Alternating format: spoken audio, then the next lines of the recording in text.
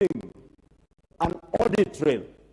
Because, Honorable Speaker, when I said here that 6.1 billion ended up in people's personal accounts, ended up in accounts in the Cayman Islands, Honorable Speaker, I knew what I was speaking about, and I did assure the House and the country, when the time comes, we shall divulge all this information, and we expect all investigative agencies from EACC to ensure that they get to the rock bottom of this matter and hold people to account. And equally, we expect that none of us as political leaders will now start crying foul that, oh, this and that person is being targeted, oh, we should not be held here, we can only appear at this here or EACC for 1 hour because we are busy. You cannot be busy now, and you're also busy looting from us only 6 months ago, Honorable Speaker. With that, Honorable Speaker, I beg to submit that we do allow the Public Petitions Committee to carry on with their work in line with our standing orders, allow the Public Accounts Committee, when the time comes to deal with the issues as they should, and the Finance Committee. Should any of these committees, before the tragedy that the Honorable John Buddy is saying, all these members of Parliament, the 349 of us, Honorable Speaker, are very intelligent people. We shall be able to decipher and be able to know which committee has been diligent, which committee has unraveled the truth, and which one has sought to cover up the truth, if that ever comes to be, Honorable Speaker. Therefore, I would beg that we really allow all these committees to carry on their work in line with our standing orders, Honorable Speaker. Thank you. Yes, Honorable Badi. Mr. Speaker, let it go on record that I didn't raise this matter to cover up anything, Mr. Speaker. That's how I understood you. Yeah, I want to be very clear.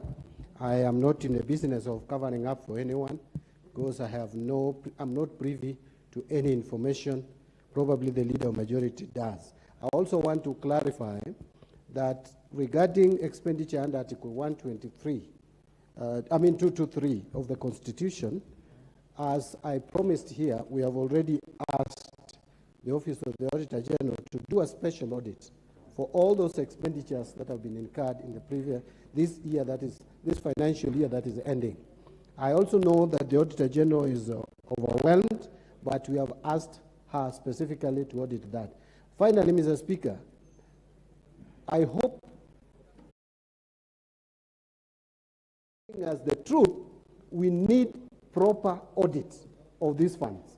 Once you have the audit report, now the officers concerned will now address themselves to the audit report. But at the moment, Mr. Speaker, it is all about rumors, in my view, that may be addressed before committee. That was my concern, that are we dealing with a case where an independent body has audited?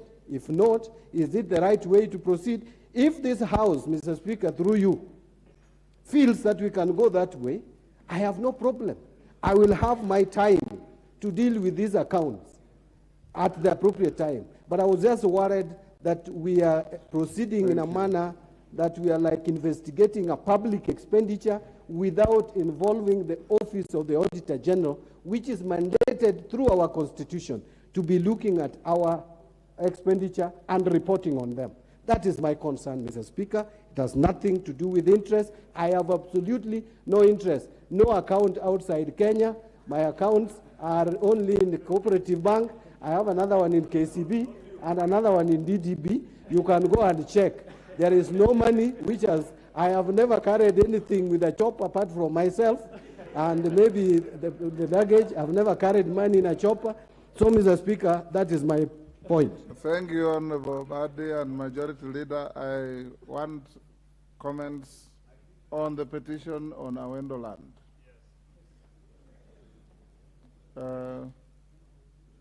Kiarie?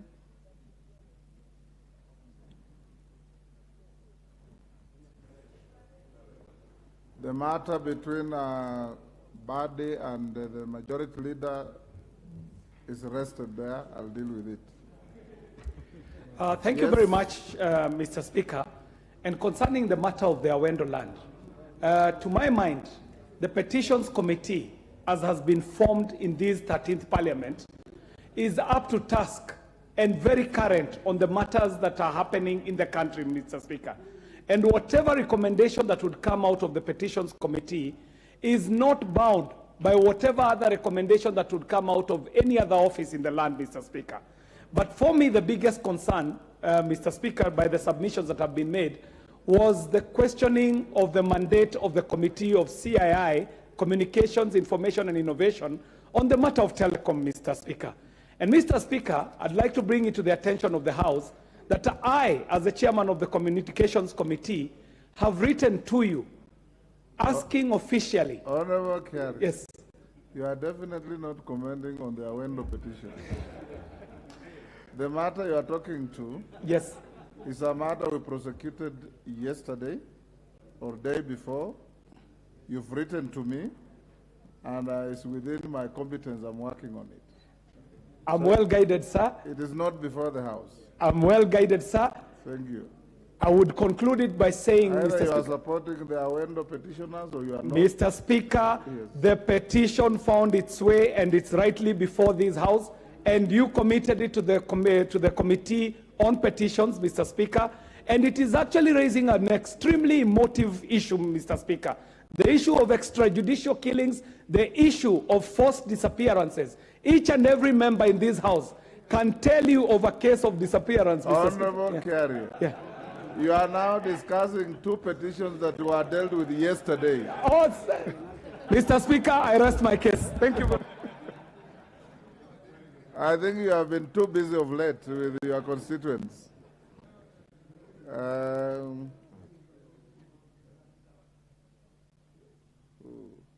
Ambassador Benjamin Langat Ainamoi, on the Awendo petition. Mr. Speaker, thank you for giving me this opportunity to comment on this petition on Awendo land. Mr. Speaker, when I listen to the chronology of events, I can see very good Kenyans who have tried their best, Mr. Speaker, to resolve their issue, and all the authorities are failing them, Mr. Speaker. So, Mr. Speaker, I want to write a petitions committee to listen to these Kenyans and actually call the necessary authorities so that this matter is resolved and those Kenyans are settled as per their request. Thank you. The Honorable James Wandai Ugunja. Did you are on the screen? Actually, Honorable Speaker, I didn't intend to comment on this. Then give way to somebody I else. had wanted to say something about the matter that was being canvassed by That Honorable one is closed. John Mbadi, Yes, but I am obliged. thank you. Thanks. The Honorable Kuria Kimani Molo. Not on this one. Those who wanted to comment on the petition go to intervention, and I see you on intervention. The Honorable Raso Dido. Thank you very much, Honorable Speaker. I wish to comment on the Awendo land. Land in Kenya is either private, public, or community land. And if a private land or community land need to be excisioned for public use, I think the procedure in law is very clear. I think any attempt by a government body or quasi-government body to acquire private land by fiat without following the due process of the law, I believe is illegal. And this House should rise to protect properties of individuals. Because how else will foreigners invest in Kenya if the rights of them owning properties is not protected? For that reason, I support that petition, and I believe the petition committee should do a good job on it so that individual properties are protected. Thank you, Honorable Speaker. Nicole James Seme. Thank you, Mr. Speaker, for giving me the opportunity to comment on this petition. Mr. Speaker, we are all terrestrial animals, which means we live on land. And the land is really the single most important property one can have. And if people's land are taken illegally, they proceed to follow the process until the end, and nothing happens. Mr. Speaker, the system has failed them. I therefore support this petition, but Mr. Speaker, it also raises one issue. We are seeing so many petitions. So what we need to ask ourselves, are our institutions as established serving our people, or we have institutions that don't care about the people follow the process, they get to a place where they should be compensated, and they don't get to compensated. Will it be possible that all issues of this nature will be brought to Parliament? When people come to Parliament so often, it means they have lost confidence in the other system, particularly the judicial system. So, Mr. Speaker, I support this. But what it means, the loss of confidence and the inability of our institutions to protect our people should be noted. Thank you, Mr. Speaker.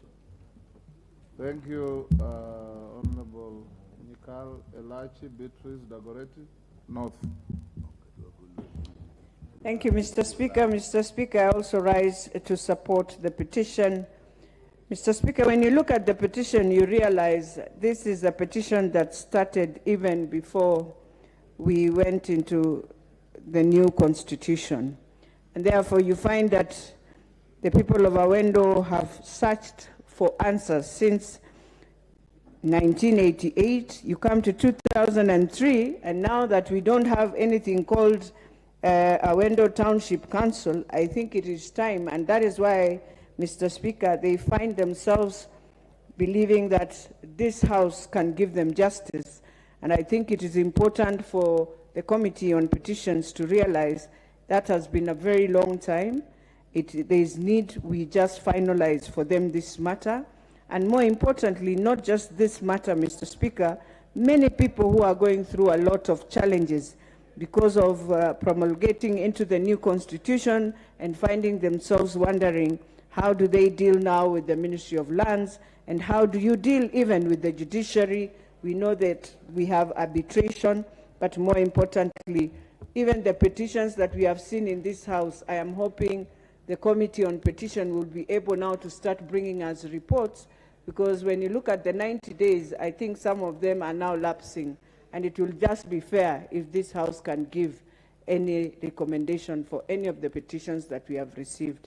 With those few remarks, Mr. Speaker, I support. Innocent Mugabe, are you on this petition? No. Baringo North, Member of Parliament, are you on this petition? Go ahead. Mr. Speaker, I rise to support this particular petition. If you realize, many Kenyans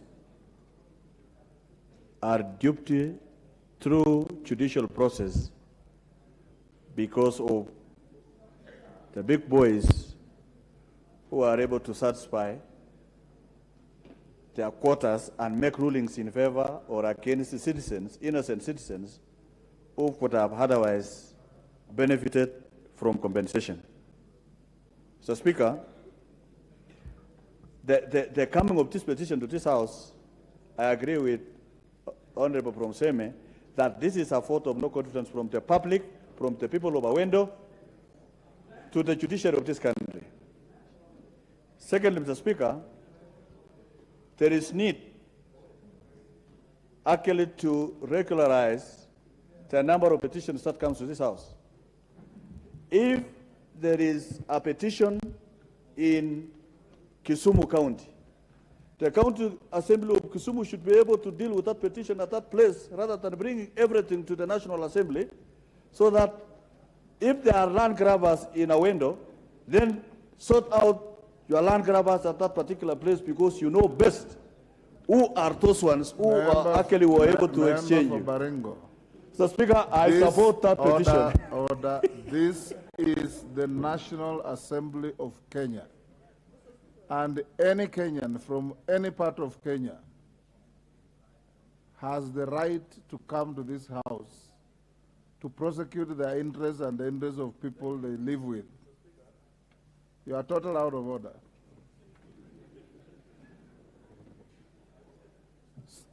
Stephen Mule, are you queuing for this?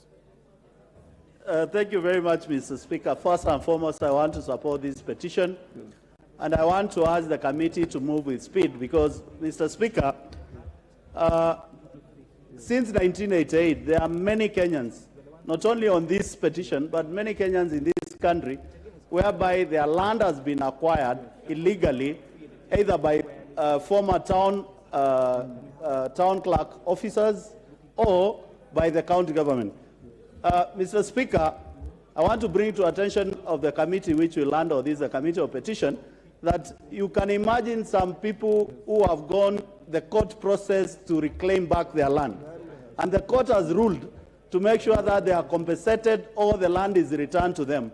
And the county governments of the day, they are not able to pay those Kenyans, they are not able to return the land, they are not willing to cooperate. So, Mr. Speaker, the kind of ruling and the kind of expectation we are expecting from this committee should look at all issues regarding land which has been acquired from either the public, a family, individual, illegally, to have justice for their property in this country. I support, Mr. Speaker.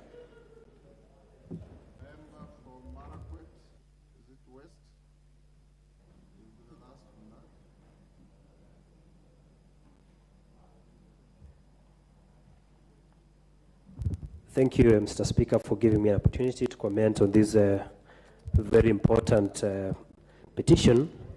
Mr. Speaker, the issue raised by the petitioner from Awendo is an issue that is cross-cutting in the entire Republic of Kenya. It represents a random sample of what happened. Mr. Speaker, the local authority, as was established then, allocated several parcels of land to people in county councils. Mr. Speaker, when there was change from the county councils from the local authorities to county government, there was a lot of problem, a lot of challenges that were not fully addressed by the local authorities. Mr. Speaker, where I come from, Elgeyo-Marakwet County, there are so many issues to do with transfer of land from the local authorities to the county governments. Mr. Speaker, I prevail upon the committee that is going to look at this to be able to look at the entire country and be able to see whether they can be able to resolve the issues that individuals had. Mr. Speaker, local authorities in this country had the authority to issue allotment letters. But when the county governments came in, they revoked the allotment letters and left the people who acquired parcels of land under local authorities without those parcels. So, Mr. Speaker, I fully support that this committee on petition looks fully at the petition view of recommending compensation to individuals who were given or who were allotted or who received allotment letters during the county councils or during the local authorities and were subsequently evicted, or their land was forcefully taken over by the county governments as currently constituted.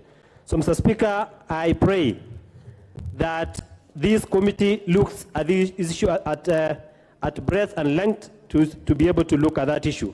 Mr. Speaker, this committee also on petition should be able to reopen what the transition authority did on matters to do with land by the county councils. Mr. Speaker, so that they can be able to get at the in-depth issues that our people faced. I pray that this committee opens the report of the transition authority with a view of looking at the atrocities faced by the people, especially in losing their land. Thank you, Mr. Speaker. Thank you, Honorable Timothy. That brings to an end that petition. Honorable members, I wish to acknowledge the following. In the Speaker's Gallery, Kikuyu Boys High School, Kikuyu, Kiambu. In the Public Gallery, Star Sheikh Academy, Mavoko, Machakos. ACK Kamutu, Mbere North, Embu. Maryland Community Center, Embakasi East, Nairobi. Bungoma County Assembly Staff, Bungoma. On your behalf and on my behalf, I wish to welcome all the visitors in the House of Parliament. Next order.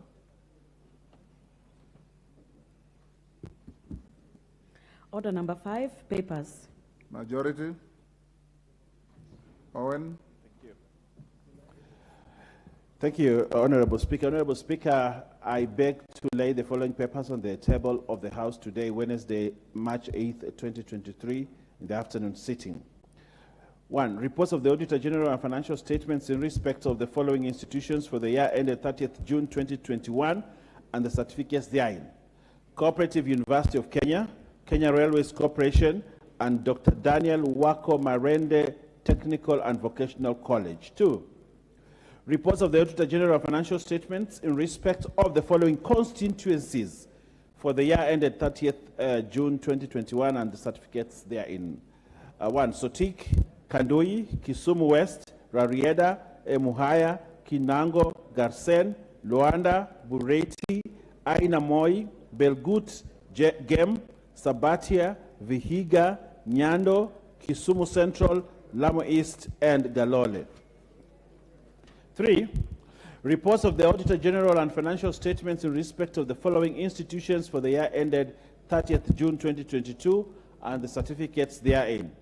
New Partnerships for African Development, Africa Peer Review Mechanism, NEPAD APRM, Kenya Secretariat, Anti-Counterfeit Authority, Local Authorities Provident Fund, Kenya Industrial Properties Institute, Railways Development Levy Fund Holding Account, State Department of Transport, Technical Assistance to Enhance the Capacity of the President's Delivery Unit, ADB Grant number 55001501290 project, State Department for Interior and Citizen Services, National Police Service Commission Staff Car Loan and Mortgage Scheme Fund, and finally, Kenya Youth Empowerment and Opportunities Project, credit number IDA 5812-KE, Micro and Small Enterprises Authority. I thank you, Honorable Speaker. Thank you, Owen. Vice Chair, Procedure and House Rules Committee. Deputy Speaker. Honorable Speaker, I beg to lay the following paper on the table of the House today, Wednesday, 8th March 2023, the 6th report of the Procedure and House Rules Committee on amendments to the standing orders. Thank you, Honorable Speaker. Thank you. Next order. Order number 6, notices of motion. Deputy Speaker.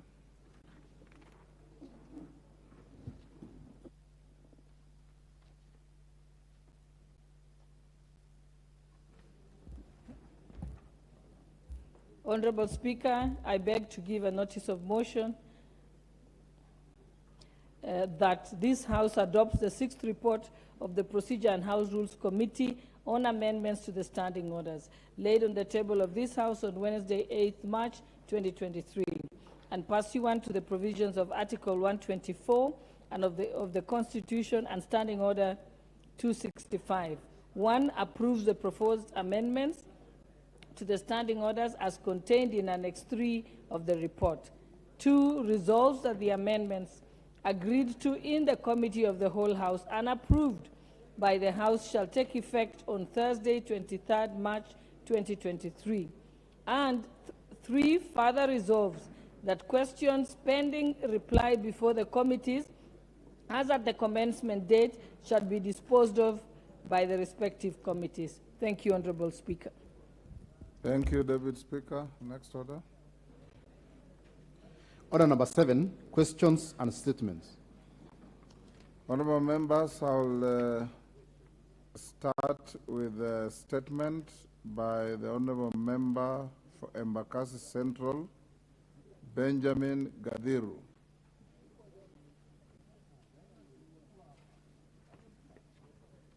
Where's the Honorable Member?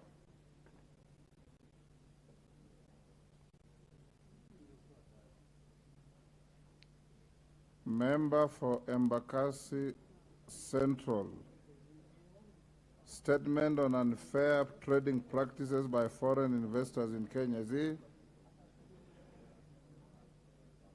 Can you give the member the microphone? There you are, Mheshimiwa. Thank you, Mr. Speaker.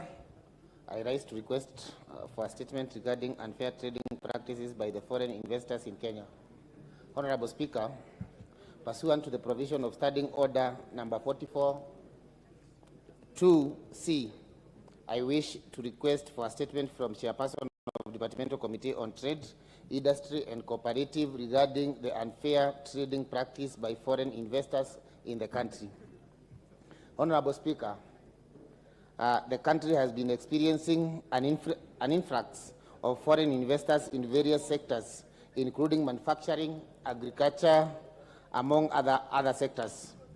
While this investment can bring much needed capital and expertise, there have been a concern that such investments, particularly in trade, are also occasioning unfair competition from local business to local businesses, especially micro, small and medium enterprise (MSMEs) in Nairobi City and surrounding counties. Of note, foreign traders, like the case of China Square, that recently aroused a hue and cry among the local traders, take advantage of economic scale and advantage access to goods manufactured in their home country, which they retail and even hook locally at prices that are far lower than what local traders can manage due to high costs resulting from import duties and supply chain costs. Honorable Speaker, the impact of the unfair competition and trading practice is significant, and if not checked, local traders stand the risk of operating at a loss or being forced either to exit the markets, which will result to loss of jobs, decline in national revenue, and general reversal of the significant gains that we have so far been made growing the economy from the base. Honorable Speaker, it is against this background that I seek a statement from the Chairperson of the Departmental Committee on Trade, Industry and Cooperative on the following. 1. Could the Chairperson outline the policies and regulatory mechanisms that guide licensing of foreign investors to operate retail business in the country, and the circumstances under which China Square was cleared to undertake such business in the country? Number 2, what measures have been put in place to ensure local traders are cushioned from unfair trading practices and competition from foreign investors, particularly in retail trade, including measures for protection and promotion of local investments and enterprises with a view to ensuring long-term growth and development in the Kenya economy? Thank you, Honorable Speaker. Thank you, Honorable Member. The Committee on Trade, Industry and Cooperatives, is the chair here? Any member convey to your chair that we need a response in 2 weeks? Let's go to the questions now. The first question, 026, Honorable Indikiri Mwiridhania. Thank you, Mr. Speaker. Pursuant to the provisions of the Standing Order 42A5, I wish to ask the following question.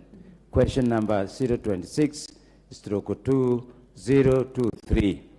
Could the Cabinet Secretary explain the criteria used by the Ministry to categorize some regions in the country as arid and semi-arid land ourselves?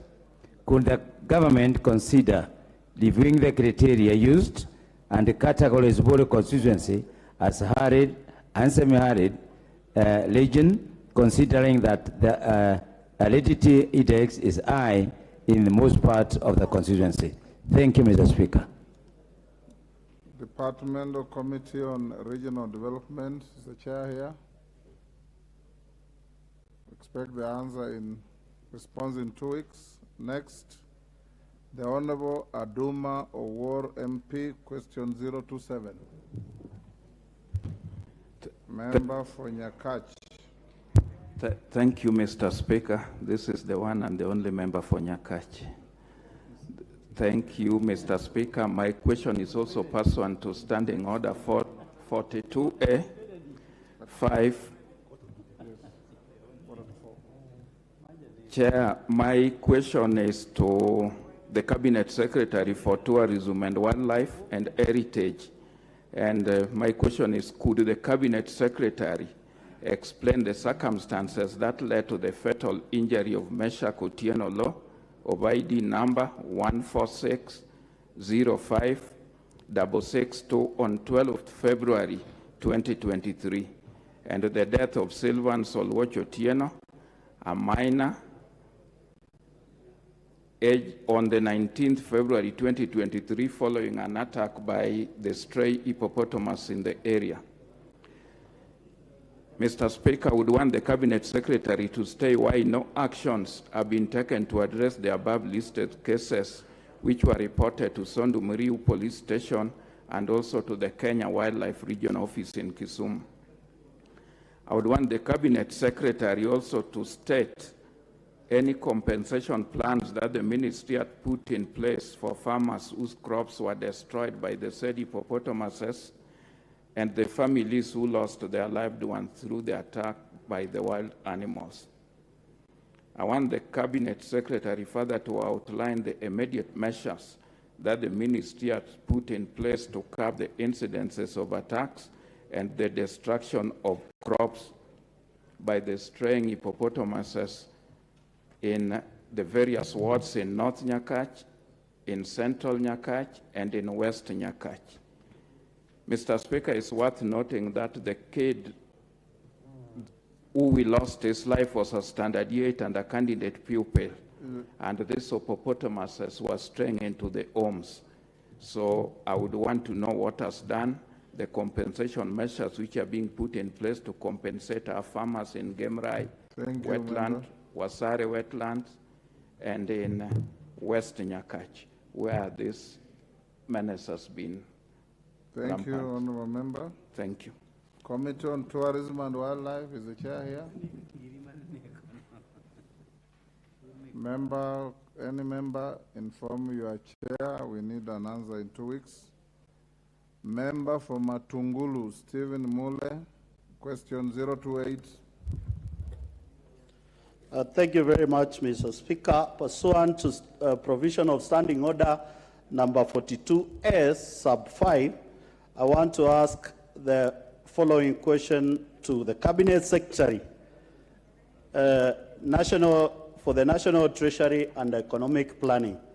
Could the Cabinet Secretary, one, explain the circumstances that have led to the payouts of over $2.8 million in legal fee between the year 2014 and 2020 by the East African Development Bank, of which the Republic of Kenya is a shareholder under the East African Treaty.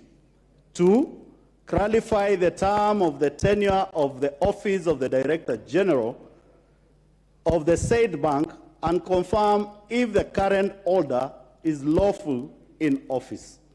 3, the state the reasons why the shareholders in the said bank, particularly Kenya, who is one of the main shareholders, which with the largest shares holding within the bank, have not been paid any dividend during the tenure I've stated above from 2014 to 2022 under the tenure of the Director General.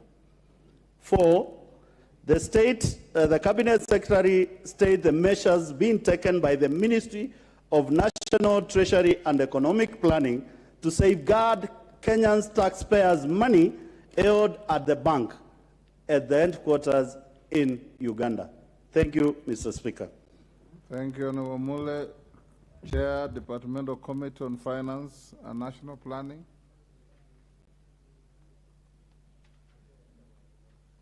Isn't that the MP for Molo?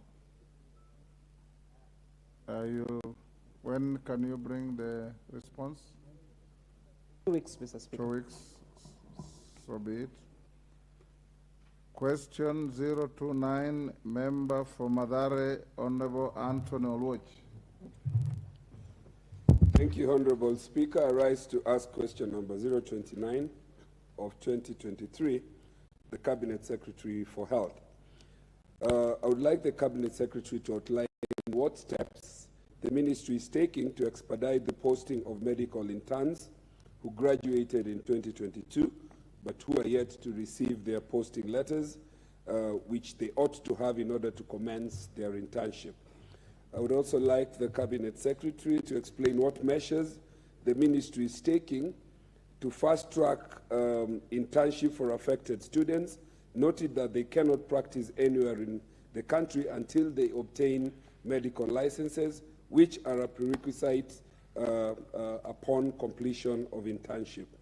Lastly, I would like the Cabinet Secretary to bring this House up to speed on what steps the ministry is taking to address the general shortage of doctors in the country. I thank you, Honorable Speaker. Thank you, Honorable Oluoch. Chair, Departmental Committee on Health, Dr. Bokose, when can you bring the response? Thank you, Mr. Speaker, and I want to thank Honorable Lodge for that question. I'll be able to bring the question to the House in 2 weeks' time. Thank you. The next question, 030, the Honorable Jared Okello, member for Nyando. I thank you, Honorable Speaker, and permit me firstly to congratulate you, Bwana Speaker. You have added an additional feather in your hat.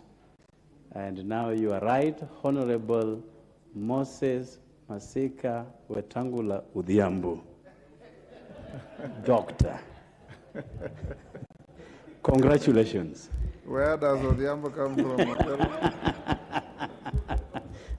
To have a doctorate, you have to be an Odhiambo?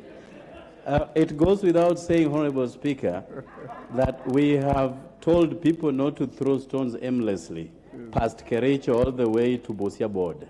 Yes. Otherwise, you can hit a professor or a doctor. And going forward, we shall be very careful protecting you within the compound, Honorable Speaker. No stones shall be thrown where you are. Go ahead. Honorable Speaker, my question goes to the Cabinet Secretary for Agriculture and Agriculture and Livestock. Could the Cabinet Secretary explain the interventions that the ministry has instituted to mitigate and end the huge losses suffered by rice farmers in West Kano and Ahero irrigation schemes due to long period of drought and invasion by Quilea birds that consume approximately 20,000 tons of rice in every harvest? And number two, and finally, would the ministry state steps it will be taking to compensate farmers who have experienced major losses through the aforementioned occurrences? And I thank you, Honorable Speaker. Thank you, Jared. Chair, Departmental Committee on Agriculture and Livestock. Mutunga, is he here? Members of the committee inform the chair to bring the answer in 2 weeks. Next order, that's the end of question time and statements. Order number 8, procedural motion, extension or period for consideration of certain public petitions.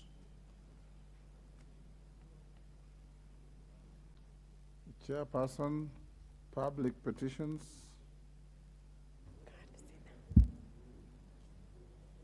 Yes, member for Turbo, proceed. Thank you. Thank you, Honorable Speaker.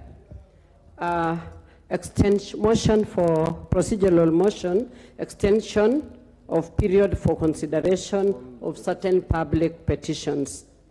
Honorable Speaker, I beg to move the following motion, that notwithstanding the provisions of Standing Order 2272, Committal of Petitions, this House resolves to extend the period for consideration of the public petitions specified hereunder by the Public Petitions Committee by a further period of 45 days with effect from 8 March 2023. One of the petitions is completion of house units of Kibera residents funded by the World Bank.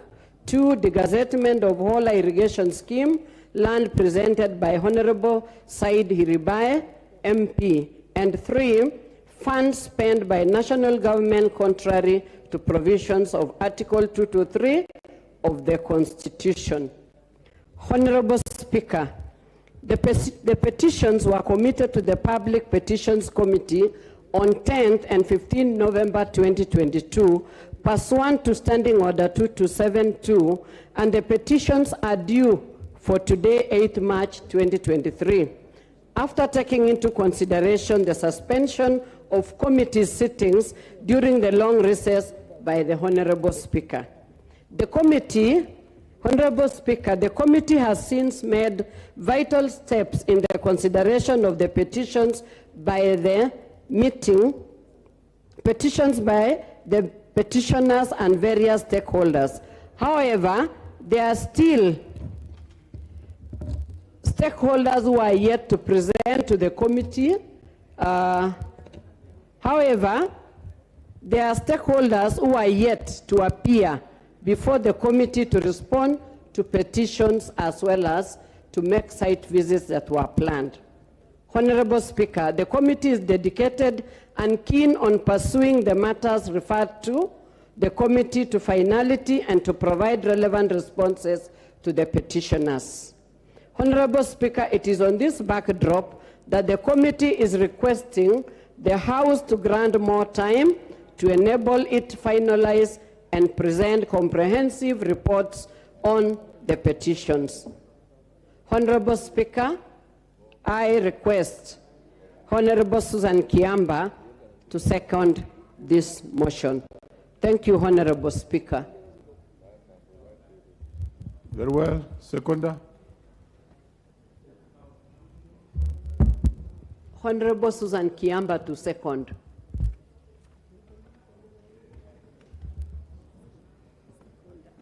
Thank you, Mr. Speaker.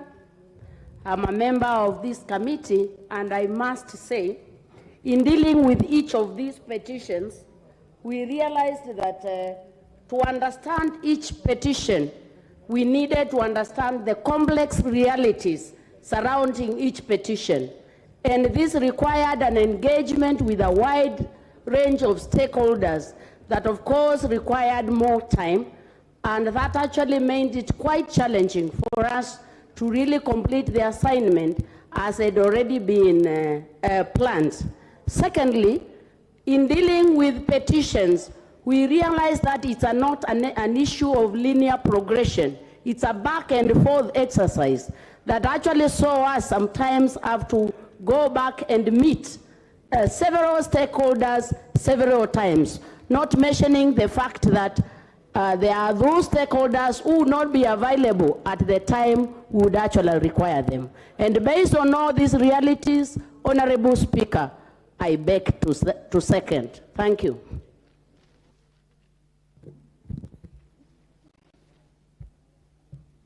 Very well. Honorable members, I now propose the question that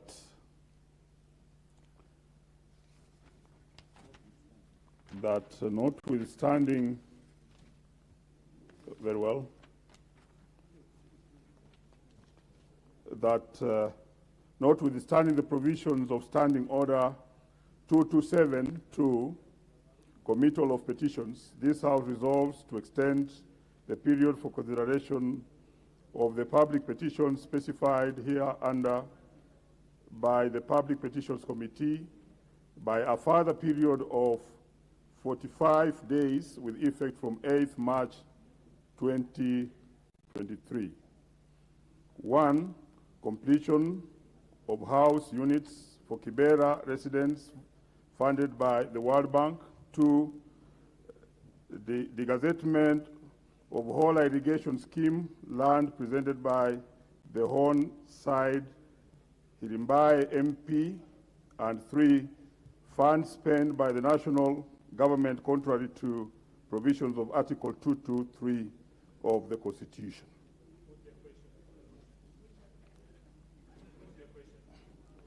Is it the mood that I put the question? Yes. Honorable members, I now put the question that,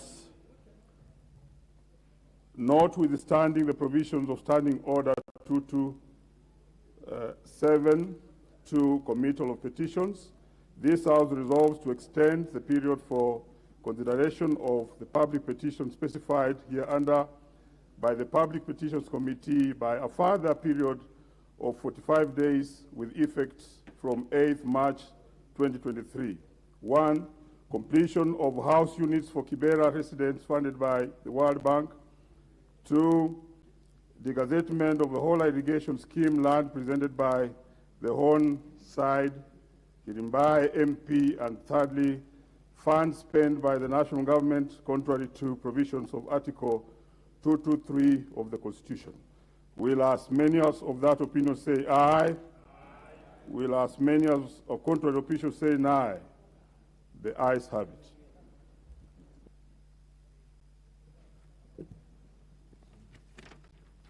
Order number 9, the National Rating Bill, National Assembly Bill number 55 of 2022, first reading. A bill for an act of parliament to provide a comprehensive framework for imposition of rates on land and buildings by county governments, to provide for then valuation of rateable property, to provide for the appointment and powers of valuers, to provide for the establishment powers and functions of the National Rating Tribunal, and for connected purposes. Order number 10, special motion. Consideration of a nominee for appointment as the Deputy Governor of the Central Bank of Kenya.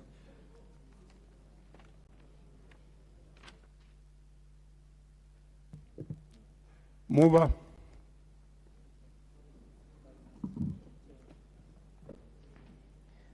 Thank you, Honorable Speaker.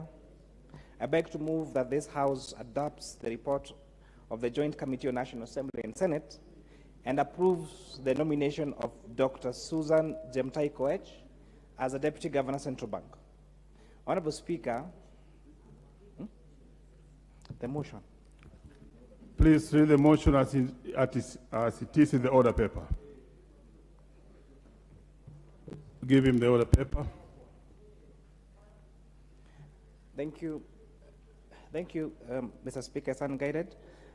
I beg to move that, taking into consideration the findings of the Joint Committee of the National Assembly Departmental Committee on Finance and National Planning and the Senate Standing Committee on Finance and Budget on its report on the vetting of Dr. Susan Jemtai-Koech for the approval as Deputy Governor of Central Bank, laid on the table of this House yesterday, Tuesday, 7th March 2023, and pursuant to Section 13B1 and 13C1 of the Central Bank of Kenya Act, Section 8.2 of the Public Appointments Parliament Approval Act of 2011, and Standing Order 216.5F of the National Assembly Standing Orders, that this House, Honorable Speaker, approves the appointment of one Dr. Susan Jemtai-Koech as a Deputy Governor of the Central Bank of Kenya.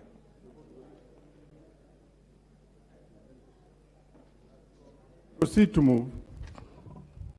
Honorable Speaker, I beg that this House adopts the reports of the Joint Committee of Finance and National Planning and the Standing Committee on Finance and Budget of the Senate, that we approve Dr. Susan Jemtai-Koech.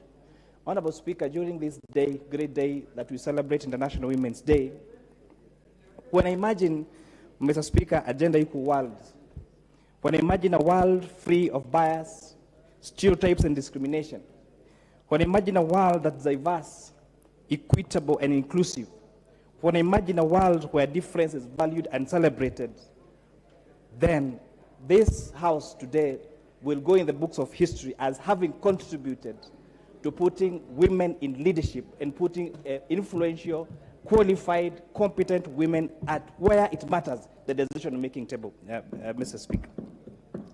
And I'd like to congratulate all the leaders in this House. And I know most of our women leaders are in New York, but the ones that are here led by our Deputy Speaker, Madam Boss, and all the women of this House, we celebrate you today.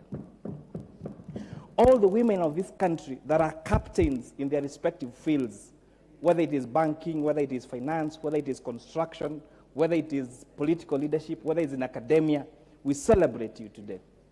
We celebrate all our women that are hardly celebrated at home, who make sure that our meals are cooked, our clothes are pressed, our diaries are diarized, our beds are made, our places are clean.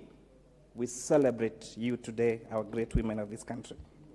Honorable Speaker, Article 231(1) of the Constitution establishes the Central Bank of Kenya, whose mandate is as follows: to formulate monetary policy, to promote price stability, to issue currency, and to oversight financial sector, and perform other functions as may be conferred by an act of parliament.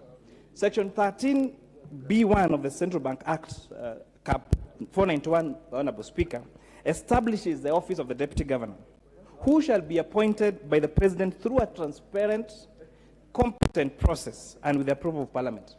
The Deputy Governors, Mr. Speaker, shall perform such functions as a governor may assign them. Honorable Speaker, having received a message from His Excellency the President on the nomination of Dr. Susan Jemtai-Koech for the position of Deputy Governor of Central Bank, the Speaker of the Senate and the Speaker of the National Assembly on Tuesday, 14th of February 2023, and on Wednesday, 15th of February 2023, respectively, issued a communication and directed that the approval hearing for the nominee for appointment to the position of Deputy Governor of the Central Bank of Kenya be conducted jointly by the relevant committees of the House of Parliament as required by the Central Bank Act, Cap 491 of the laws of Kenya. Honorable Speaker, the name of the nominee and her curriculum vitae was referred to the Departmental Committee on Finance and National Planning.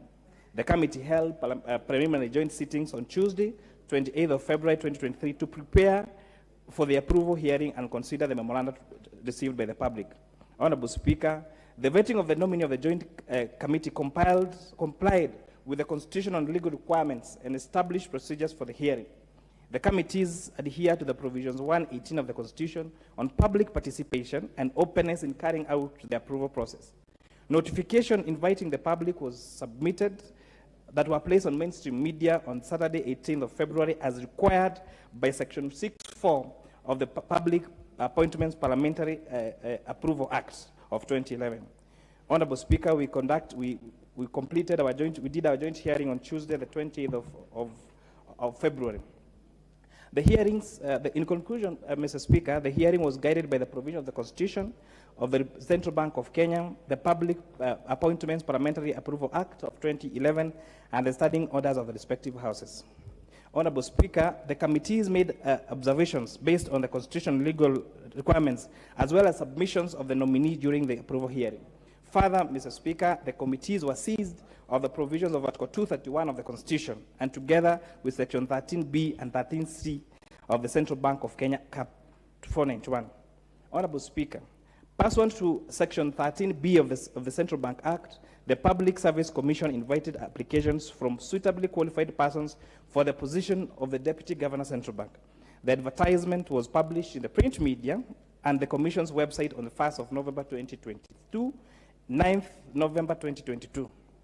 The application period closed on the 21st of November 2022 with a total of 79 persons submitting their applications desirous to become the next Deputy Governor of the Central Bank of Kenya. And Mr. Speaker, I've annexed that report and can be accessed by honorable members.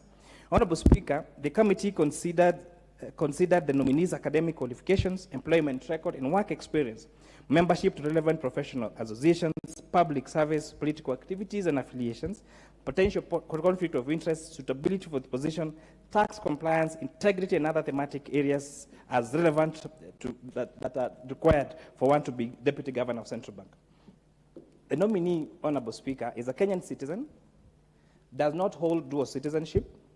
She was born on the 22nd of March 1993 in Marakwet West constituency in Elgeyo Marakwet County. The nominee, Honorable Speaker, holds a doctorate in business management from Moi University, having graduated in 2015. She is also a holder of a master's degree of Masters of Business Administration in Strategic Management and a Bachelor of Business Management, Human Resource Management from Moi University. Dr. Susan, Honorable Speaker, also holds a diploma in banking. The nominee, Honorable Speaker, has worked as a Principal Secretary to the State Department of Wildlife between 2018 and 2019. She was also the Principal Secretary for the State Department of East African Community and also acted as a Principal Secretary for the State Department for Regional Development. Prior to joining public service, Dr. Susan served in the banking sector, rising from the level of just an entry point level at Kenya Commercial Bank all the way to becoming the regional manager for Kenya Commercial Bank, Mr. Speaker. The nominee informed the committee that she has held other leadership positions, including being the Vice Chairperson of Kenya Institute of Bankers, being the Vice Chair of Elgeyo Marakwet County Service Board, being involved in Training and Development Committee of Kenya Commercial Bank.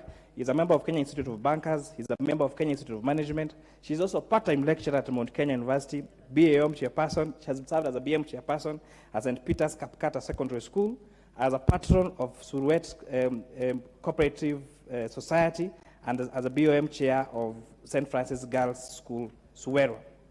Honorable Speaker, the nominee has extensive experience in banking. And Honorable Speaker, I'm very happy that the nominee we have here brings rich experience, having been a banker herself. That before joining government, she served in banking sector, and therefore, serving now as a deputy governor, if this House approves her, will give her a unique skill set, having actually worked in the banking sector before. In fact, when you're doing the interview, you're telling her perhaps she was even doing the wrong job being the PS for wildlife and everything else. This is where she really belongs because it matches her academic qualifications, it matches her long experience as a banker with Kenya Commercial Bank, and has also demonstrated a lot of interest, including even continued membership in this in Kenya Bank Association.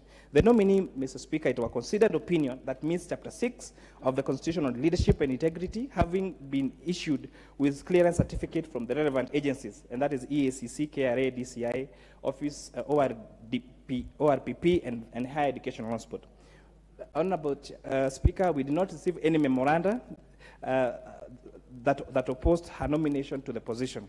The nominee, Mr. Speaker, as I said, holds in-depth knowledge of the state of the financial development in Kenya and linkages to economic sectors across the region. Honorable Speaker, we put this nominee to task on the current move from the banking sector to fintech. Because, Honorable Speaker, if you realize banking in the 90s, the revolution was in the banks in the early millennium, 2001, 2002. And that's when we found the mushrooming of banks, that Equity Bank that really progressed. Over the years, we went to mobile money, and that could explain the success of institutions like M-Pesa and Airtel Money and all these other mobile money transfer services. But, Honorable Speaker, there is an interesting trend that's coming up with digital lenders, coming up of digital savers, where most of our young people do not even hold a bank account. They operate from their mobile phones, and when they need to even access loans, they go to this digital service. And we asked whether she's versed with that, and whether she's versed that there's not even proper legislation to regulate all this. And that's why, Mr. Speaker, you might have realized a lot of harassment by these apps to our customers, because there is no clear legislation and policy framework around it. But this Honorable Speaker demonstrated that she understands the field, and when she comes in, she's going to hit the road running to make sure that these fintech companies that are offering these important financial services on digital platforms are regulated, Mr. Speaker. We talked even about the international stuff like cryptocurrencies and the bitcoins, Mr. Speaker. And that is where the country is. We are talking about people that lost billions, trillions of shillings in bitcoins. And nowadays, even a new trend of forex trading, where we have many people who are doing some some legitimate business, others illegitimate business, on Forex. And someone will tell you, I am able to multiply your money and make so much money by just on Forex trading. And if we do not move with time, then these things are going to catch up with us. And we're going to find ourselves in a situation where money has been lost, Kenyans are losing their money, and there is nothing, even any law, that we can tie those two. And we put this lady, Dr. Susan, to task, and I'm sure that if this House finds in its kind consideration to approve, and I beseech this House to approve this, and especially during at a time when when you're celebrating International Women's Day, this great, competent, qualified, experienced, ready to serve as a Deputy Governor of Central Bank. With that, I move, Honorable Speaker. With that, Honorable Speaker, I beg to move and ask the Honorable Vice Chair, the Ambassador Benjamin Lagat, MP, Ainamoi, to second. Thank you, Mr. Speaker. I rise to second this motion. Mr. Speaker, I think the chair has done a good job. He has raised all the points that we had as a committee. Mr. Speaker, the approval at the committee level was unanimous, Mr. Speaker, both at the Senate and at the National Assembly, Mr. Speaker. And so, simply when we look at the CV of Dr. Susan, I think it is clear that she's the most qualified lady to hold that position of the Deputy Governor of the Central Bank. As the chair said, she holds a PhD in Business Administration, a bachelor's degree, Mr. Speaker, and a diploma in banking, Mr. Speaker. Mr. Speaker, in terms of experience, she has held leadership positions in this country as a Principal Secretary for East Africa Community from 2018 to 2019, and also Principal Secretary for the State Department of Wildlife from 2019 to 2022. Mr. Speaker, the committee is expected to check the suitability of the nominee, Mr. Speaker. And the suitability is checked, Mr. Speaker, we check it through academic qualifications, the experience of the person, and the integrity of that person, Mr. Speaker. And as I said, she qualified in terms of experience, she qualifies in terms of the academic qualification, Mr. Speaker, and she has no integrity issues. Mr. Speaker, I want to ask the House to approve the nominee, and we release her to go and start the job, Mr. Speaker. As we speak today, we have several challenges in terms of our economy, Mr. Speaker. Our Kenyan shilling is depreciating, Mr. Speaker. I think in the last 1 year, we have seen the Kenyan shilling depreciating by over 30%, Mr. Speaker, from 100 shillings to $1 to 135, Mr. Speaker. The cost of living, Mr. Speaker, is still an issue. So I think I want to ask the House to approve the nominee so that she can help to, in terms of resolving all those issues, Mr. Speaker. Mr. Speaker, I want to request the House to support, and I second, Mr. Speaker.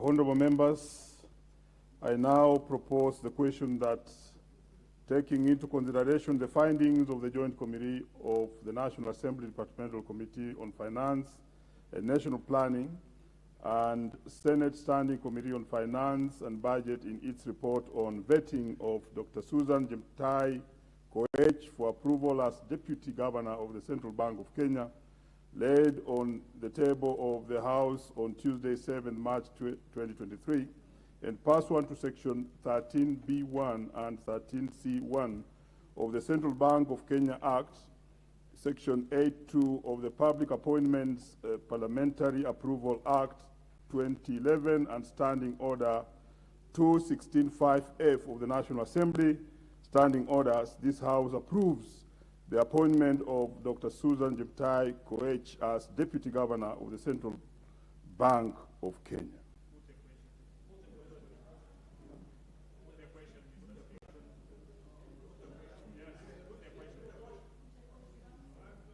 Very well. Is it the mood in the House that I put the question? Yes. Honorable members, I now put the question that taking into consideration the findings of the Joint Committee of the National Assembly Departmental Committee of Finance and National Planning and Senate Standing Committee of Finance and Budget in its report on vetting of Dr. Susan Jeptai-Koech for approval as Deputy Governor of Central Bank of Kenya laid on the table of the House on Tuesday, 7 March 2023, and pursuant to Section 13B1 and 13C1 of the Central Bank of Kenya Act, Section 8.2 of the Public Appointments Parliamentary Approval Act 2011 and Standing Orders 216.5F of the National Assembly Standing Orders, this House approves the appointment of Dr. Susan Jeptai-Koech as Deputy Governor of the Central Bank of Kenya. Will as many as of that opinion say aye? Will as many as are of a contrary opinion say nay? The ayes have it.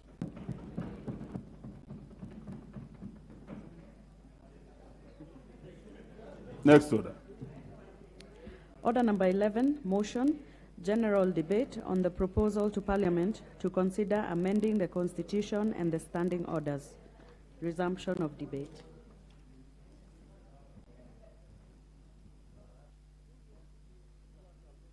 Yes.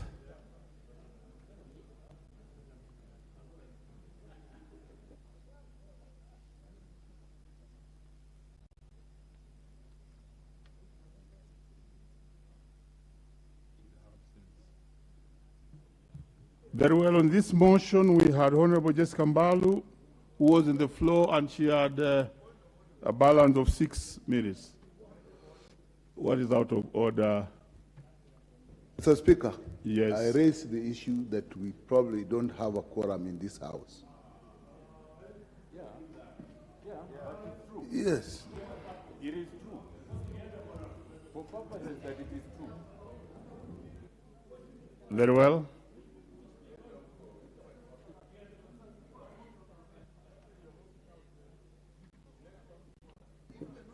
Sergeant at Arms, ring the bell. Sergeant at Arms to ring the bell for 10 minutes. And meanwhile, no member should leave the House.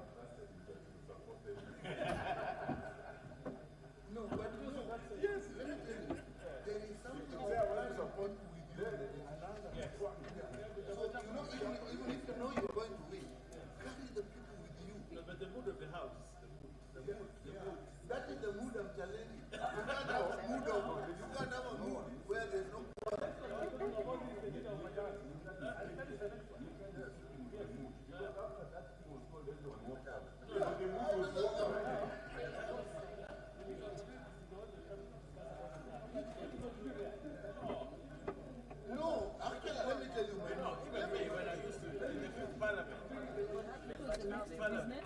This business was the one on the constitution.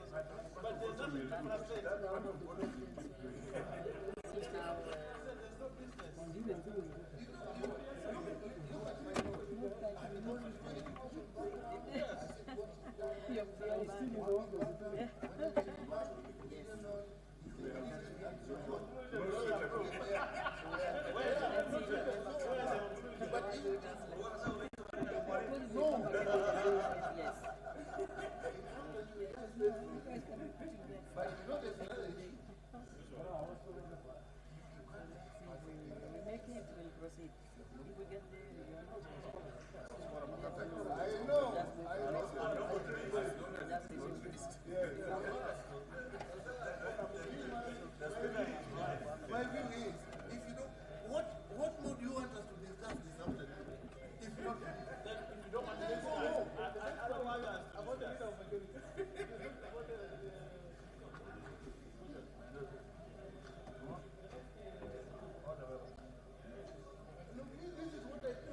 I even went and looked at this one.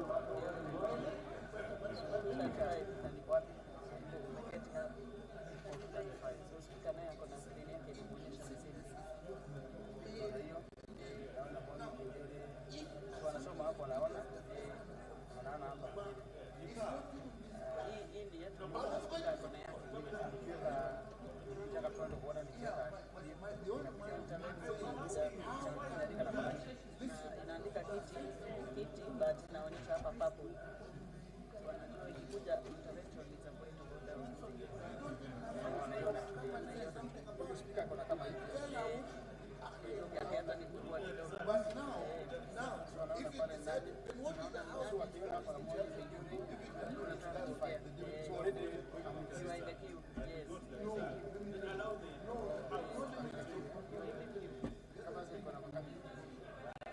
There are 17 requests, so you are number 17.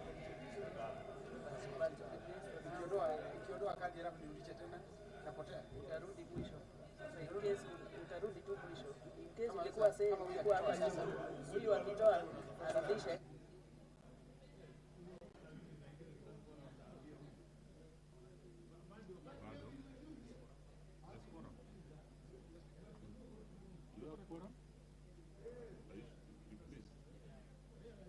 Very well, honorable members, we may proceed. We have quorum.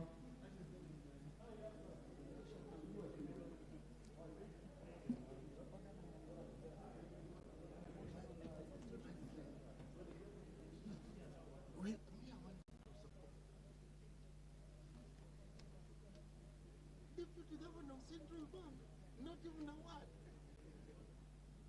This is history. History has been made. Honorable members, order. We are on order number 11. A general debate on the proposal to Parliament to consider amending the Constitution and the standing orders. Order members, on next to contribute on this is Honorable Joseph Emathe of Turkana Central. Is she in the house? In her absence, could we have, is she there? Joseph, is he there? Proceed, Joseph, give him the microphone. Honorable Joseph, you may proceed. Thank you, Honorable Speaker. From the onset, I support the motion on amending the Constitution, and it is critical that we consider the three issues as raised and ensure that the Constitution actually speaks in respect to these emerging issues as communicated. And Honorable Speaker, it is important to consider that the President is giving us a good foundation to ensure that issues of checking government and ensuring that duties are segregated and that we have ministers come into this House is a very important and pertinent issue. I sit in the Committee on Procedures and House Rules, and I want to thank that committee because soon we'll be having ministers joining us during the question time. Number two, the gender issue needs to be considered as provisioned, and I am one of the persons that is in support, and considering that today is the World International Women's Day, I want to support that consideration, knowing that, Honorable Speaker, it is important to practice it even as we celebrate the Women's Day, the Women's International Day today. Thank you, Honorable Speaker. That's what I wanted to mention. Honorable Millie, on a point of order. The House. Mr. Speaker, we have been discussing this issue that is ongoing on the floor for a long, long time. And we all know that it is headed nowhere. We are actually like conversing. And Parliament is a very serious house where we are not supposed to converse. You either have a bill or you have a motion that is passed that has an end. This has no end game. We are like women conversing in a market. So when are we having serious house business? We want bills that Kenyans, instead of amorphous issues, which are not motions, they are not bills, they are, I don't know what they are. It's like a jelly. Neither here nor there, Mr. Speaker. So can the House leadership, I know Ichungwa was a very effective chairman of budget. I don't know if he was given the wrong docket, because since he became a majority leader, he's just bringing us amorphous things. I even have a bill which you can bring here, family reproductive health care bill, which is already matured. You can bring it and we discuss serious issues affecting reproductive issues so that we don't have a senator going to the other house with stained panties. Let us discuss issues that we can move forward. Some of us are very serious and want to move forward. We don't want to just come here and converse. Oh, there should be what? There should be cabinet secretaries. There should be women representation. Without a bill, we are just conversing. We either have a bill or a motion. So, otherwise, we are not spending our time usefully. So what's your point of order? My point of order is that the House leadership needs to bring a substantive issue on the House so that we use our time meaningfully. Because we actually have so many multiple roles. I've just run from a budget committee where we are dealing with budget policy statements to come and discuss. Then I'm coming to the marketplace very again. Well, very honestly. Well. You've been heard now. Leader. Thank you, Honorable Speaker, and I hear what the Honorable Millie is saying, and she has every justification to say whatever she is saying, and her views are well noted, more so by the House Business Committee. But Millie is not a first-time member of Parliament. If anything, now she qualifies to be the grandmother of this House. And she's actually our grandmother in the House. And she knows it is a House Business Committee that schedules business to be transacted in the House, not the leader of majority. I'm sure she knows that. But I know since she just wanted my attention, I've given her that attention. And she also knows the important business she's doing in the Budget and Appropriations Committee is the next very important business that will be on the floor of this House.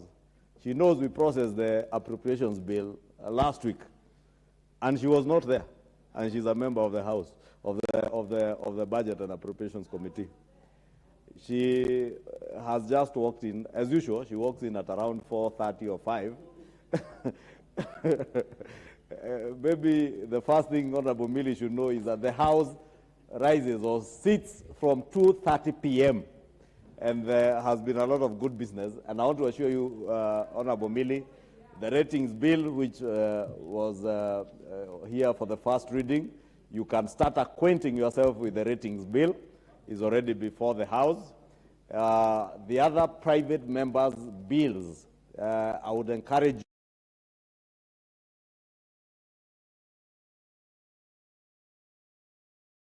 purport, because I have not seen anything of the nature of the bill you purport to be before the House Business Committee.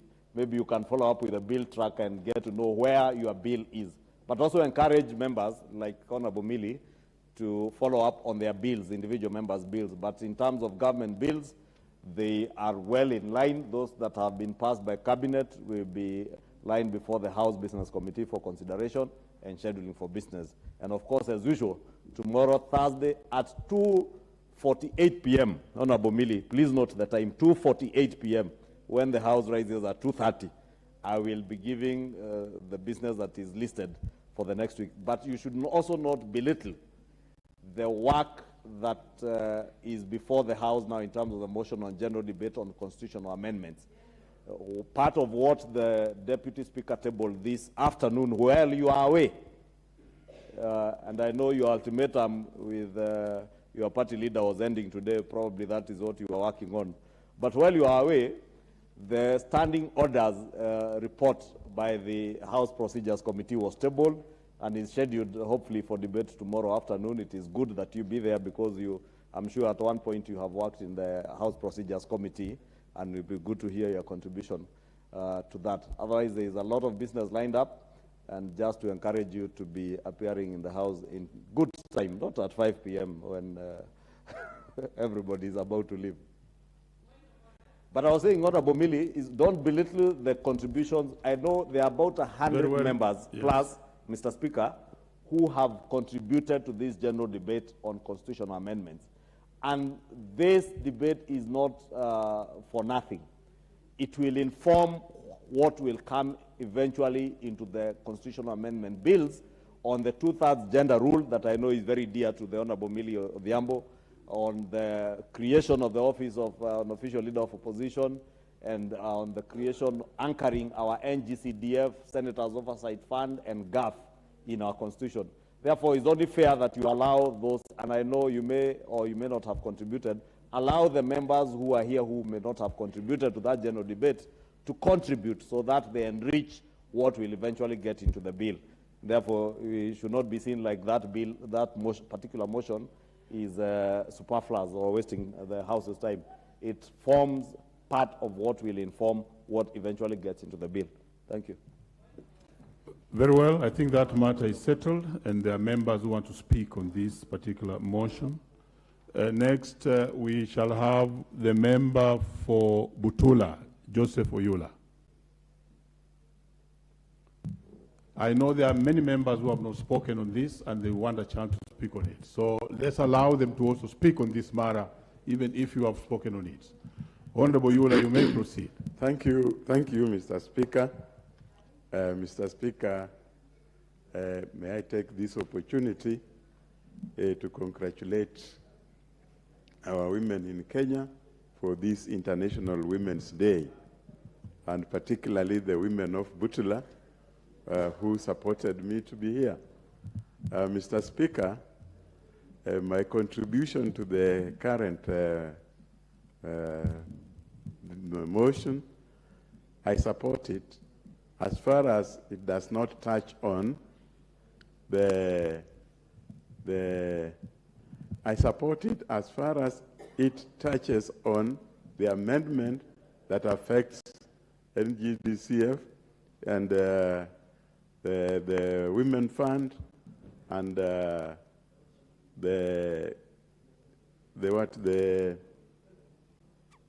other fund for the Senate. But the other areas, Mr. Speaker, I would not support at the moment. I only support those areas that touch on CDF.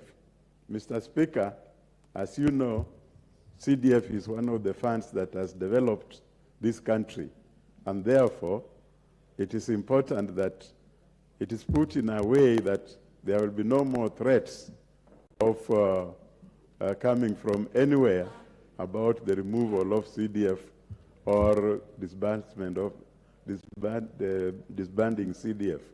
Mr. Speaker, I wouldn't have much to say because I had already talked about it earlier, and I think I only support those areas of CDF, Women Fund, and Senate Fund. Thank you, Mr. Speaker. Very well. If you had spoken on this particular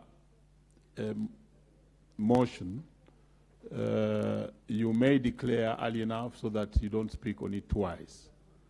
Let's have Honorable Paul Biego. Biego, I'm told, had already spoken on this. What about John Angeno? He's not in the house. Oh, yes. Can I see the Honorable for Kibera? Honorable Borrero. Thank you, Mr. Speaker. I rise to speak on this motion, and before I do so, just as my colleagues have said, today is World Women's Day. I really want to wish all the women good luck on this day. Now, this motion touches on various aspects of constitutional change. You realize that it is going to be a piecemeal change on the Constitution. Now, some of the areas that will require change might need us to take this to a referendum. And it must be consistent to the requirement of our laws. Now, we have the NGCDF in this motion. Now, when we look at when we started this on NGCDF, we have had court cases saying that it is not legally constituted. And therefore, it gives us time to look at it again and ensure as parliamentarians that we put this in our constitution so that in the future, this is one of the funds that has helped the Kenyans people all over the country. When you go to our constituencies, you realize that NGCDF has done a lot more than any other fund that has been allocated. And therefore, it will be good for us as members of this House to ensure that we anchor this in our constitution, that our future generation will enjoy the efforts that we put. Now, this will also go to the oversight money that is. However, you will realize that it has been lumped on the constitutional change of the office of the opposition.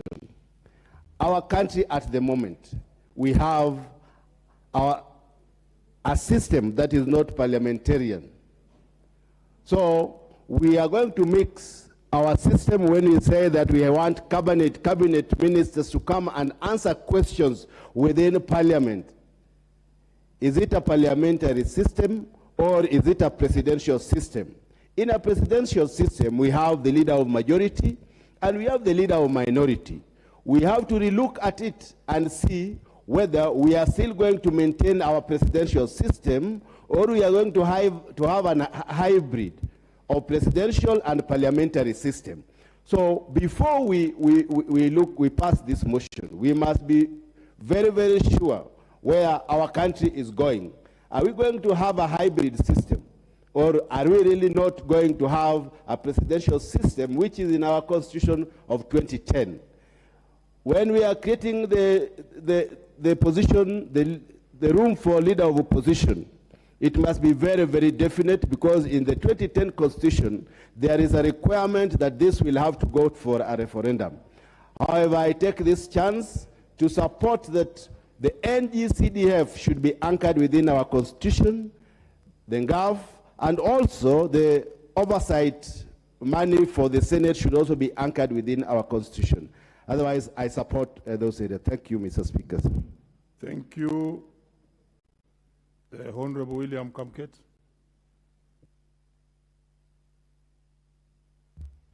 Thank you, Mr. Speaker. Mr. Speaker, sir, I rise to support this motion. And, Mr. Speaker, the Kenya Constitution 2010 is a supreme law. But it's a piece of supreme law that, Mr. Speaker, we gave it to ourselves, albeit under very difficult circumstances, because, Mr. Speaker, it was the late Honorable Michuki who made the famous confession that they had clamored for a change of the Constitution without knowing that that moment would arrive. And that when that moment arrived, Mr. Speaker, they did not know what to do. Indeed, Mr. Speaker, the late Michuki went ahead and confessed that all they were after was the removal of the former President Moi from power. And they disguised their intentions in constitutional amendment proposals. Mr. Speaker, now we find ourselves in a situation where we have a mongrel of a constitution. We have to be very careful as leadership when we talk about the constitution. There is a saying, Mr. Speaker, that you do not have to fix it if it is working. The constitution that we inherited, Mr. Speaker, at independence was working very well. The hybrid system that had served the country for so long had served this country so well.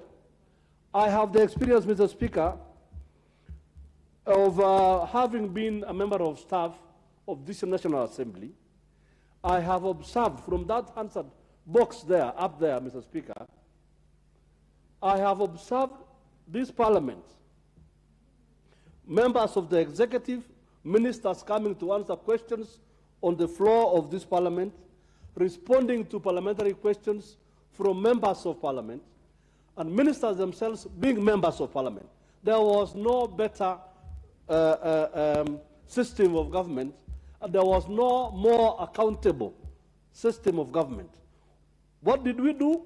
We went ahead, Mr. Speaker, and borrowed some system from, I don't know, from America or where, to create a parliament that is essentially speaking to itself.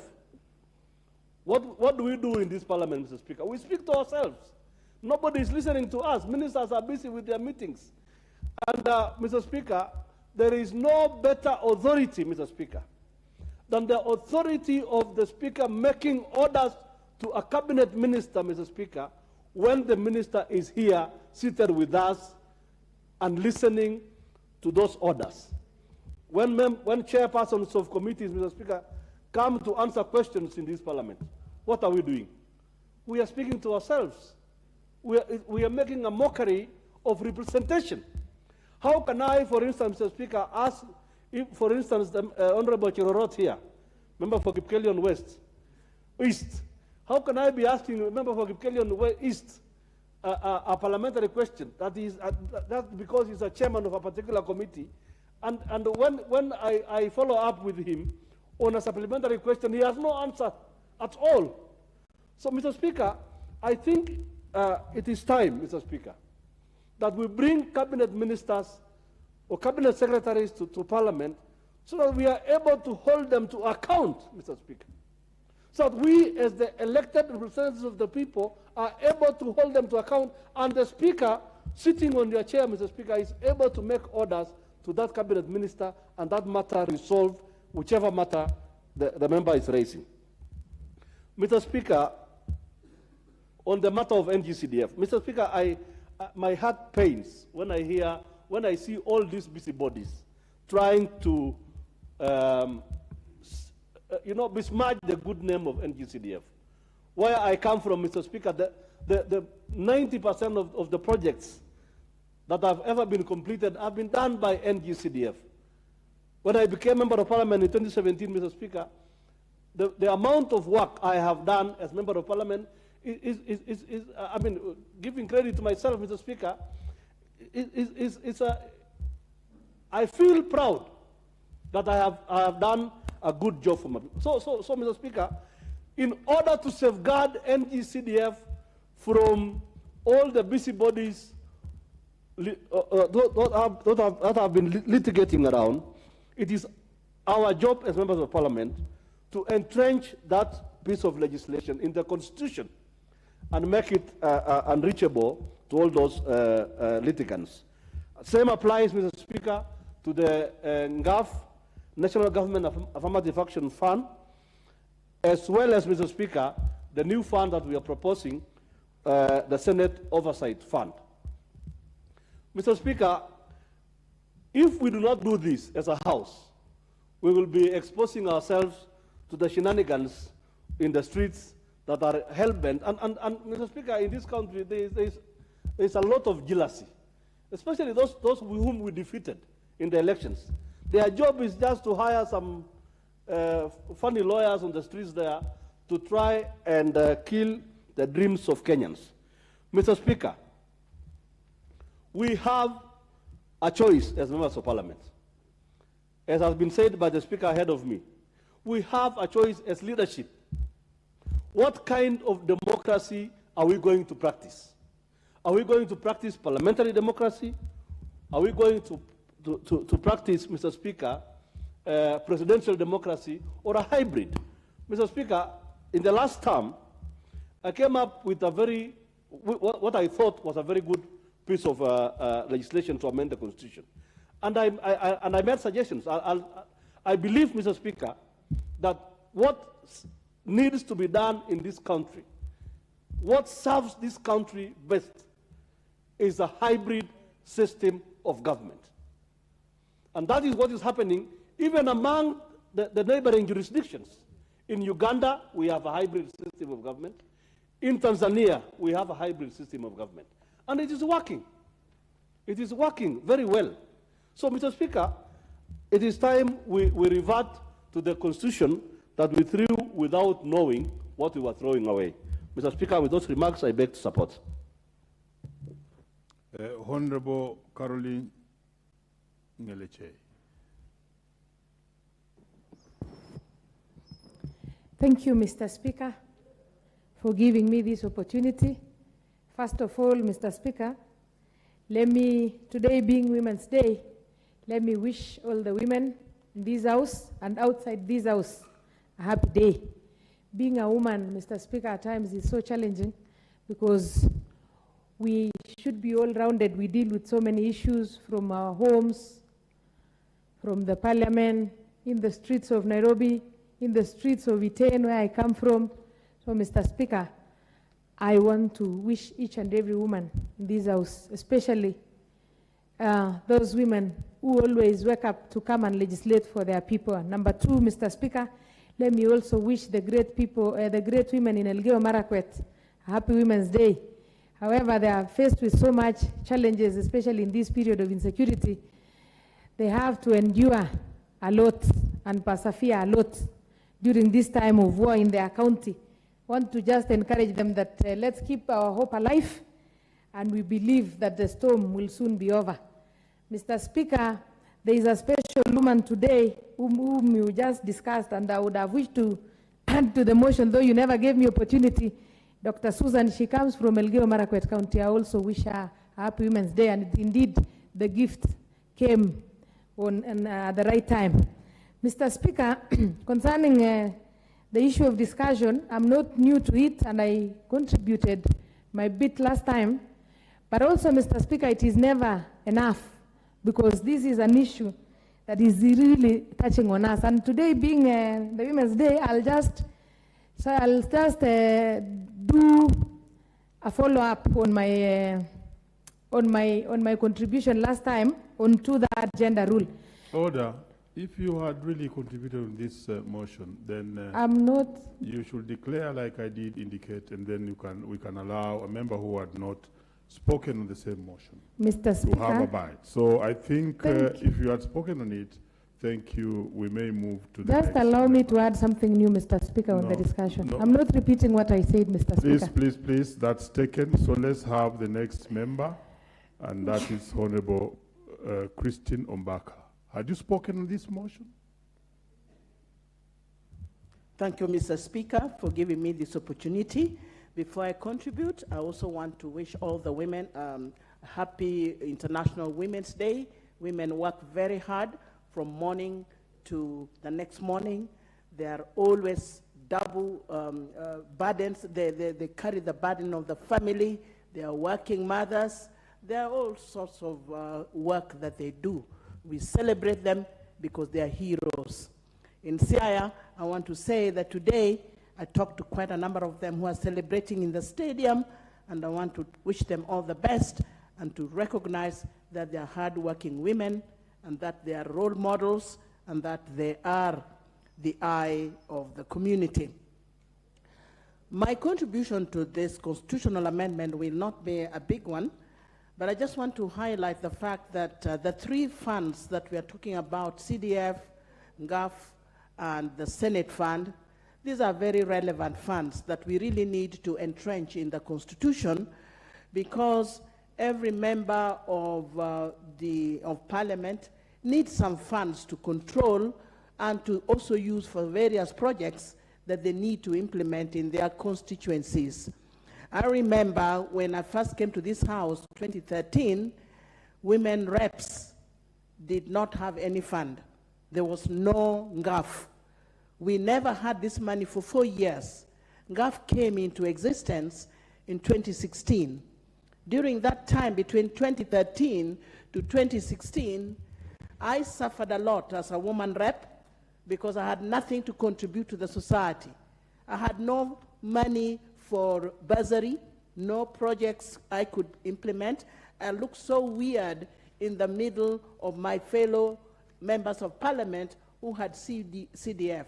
I remember that time, Honorable, the late Jacoyo Midiwo was my member of Parliament, and we went to many places together. We worked very, very closely, and he accompanied me to many Harambes, and I also accompanied him to Harambes. One day, he carried 1 million to give to a school who were ready to, who wanted to construct a laboratory.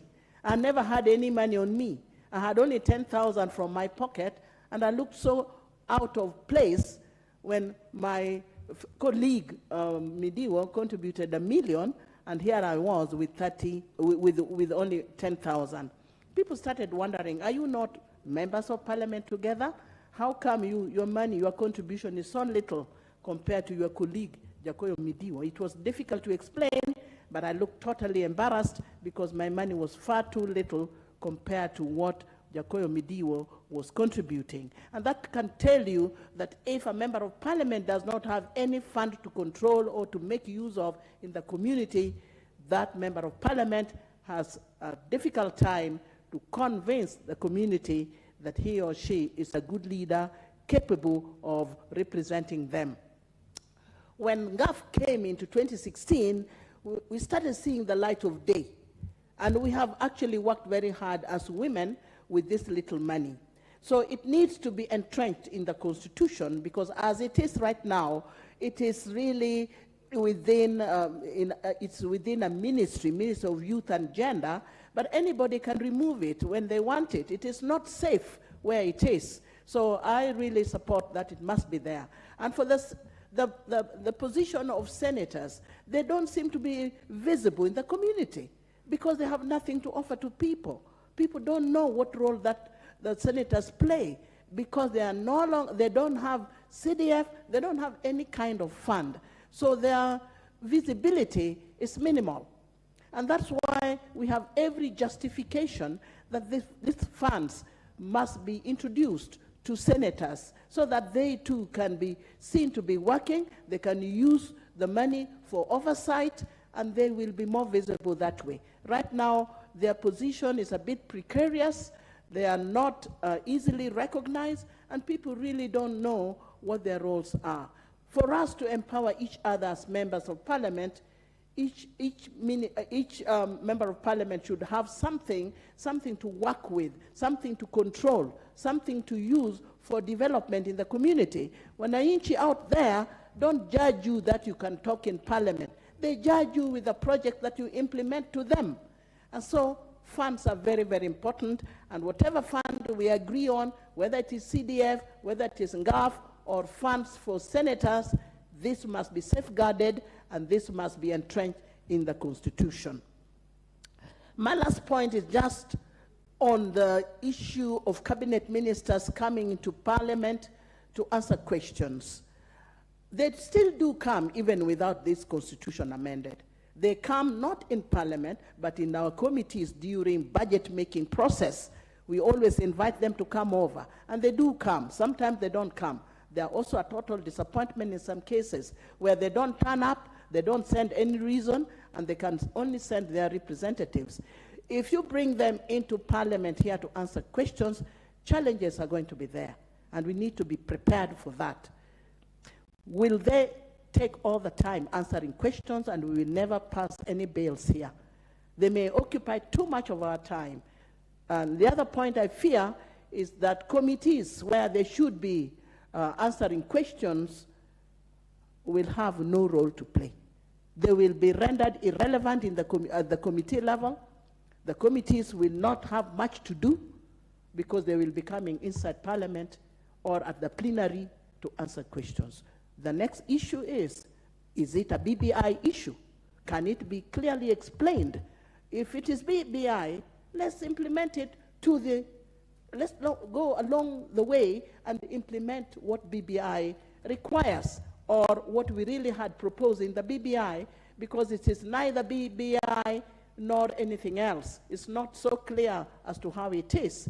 But challenges are there when we bring cabinet ministers into parliament to answer questions. Time is going to be consumed too much. We may not be able to have enough time for them.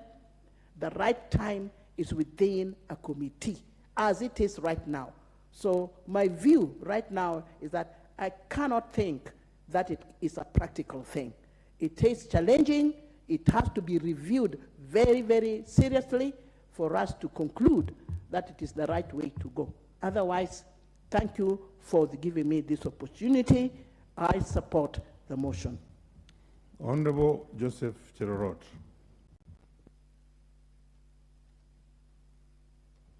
Thank you so much, Mr. Speaker, for giving me this time to contribute also on this motion.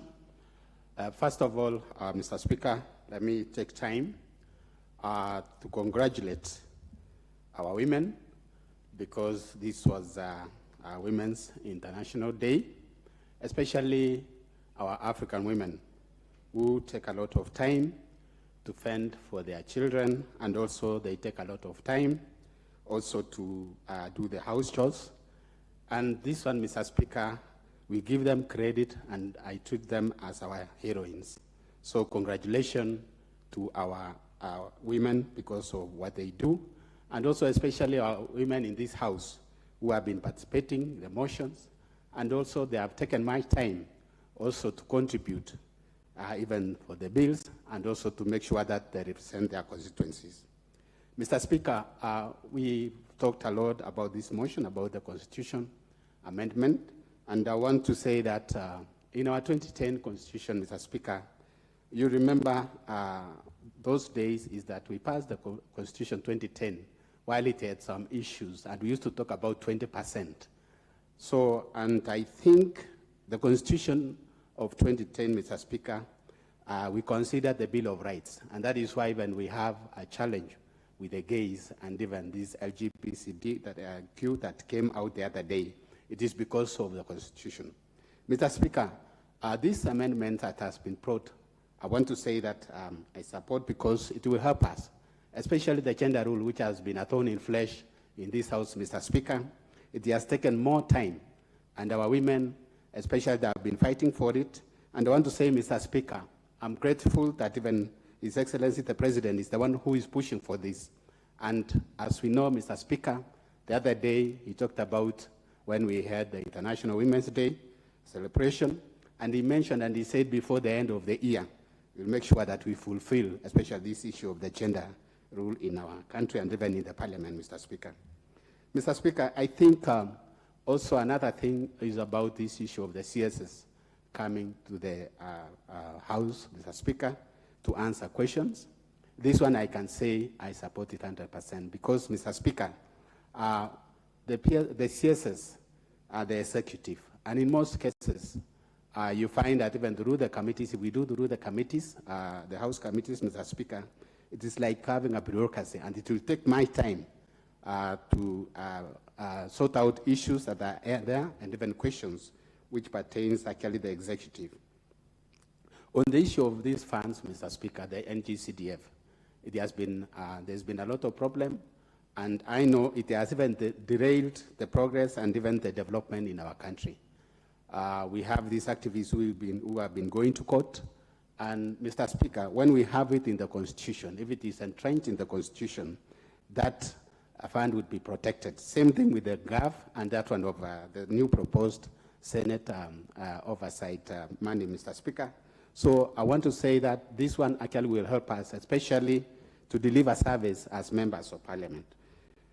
Mr. Speaker, there is also this issue of opposition office or leader of opposition office. This one, Mr. Speaker, will go a long way in making even those, the opposition leaders, now and even in future, Mr. Speaker, to perform their duties accordingly with a lot of decorum, and also they can be able to discharge their duties effectively, Mr. Speaker. Mr. Speaker, I want to say that for this one, I support, and thank you, Mr. Speaker. Honorable Engineer Nebat Muriuki, Mbeere South.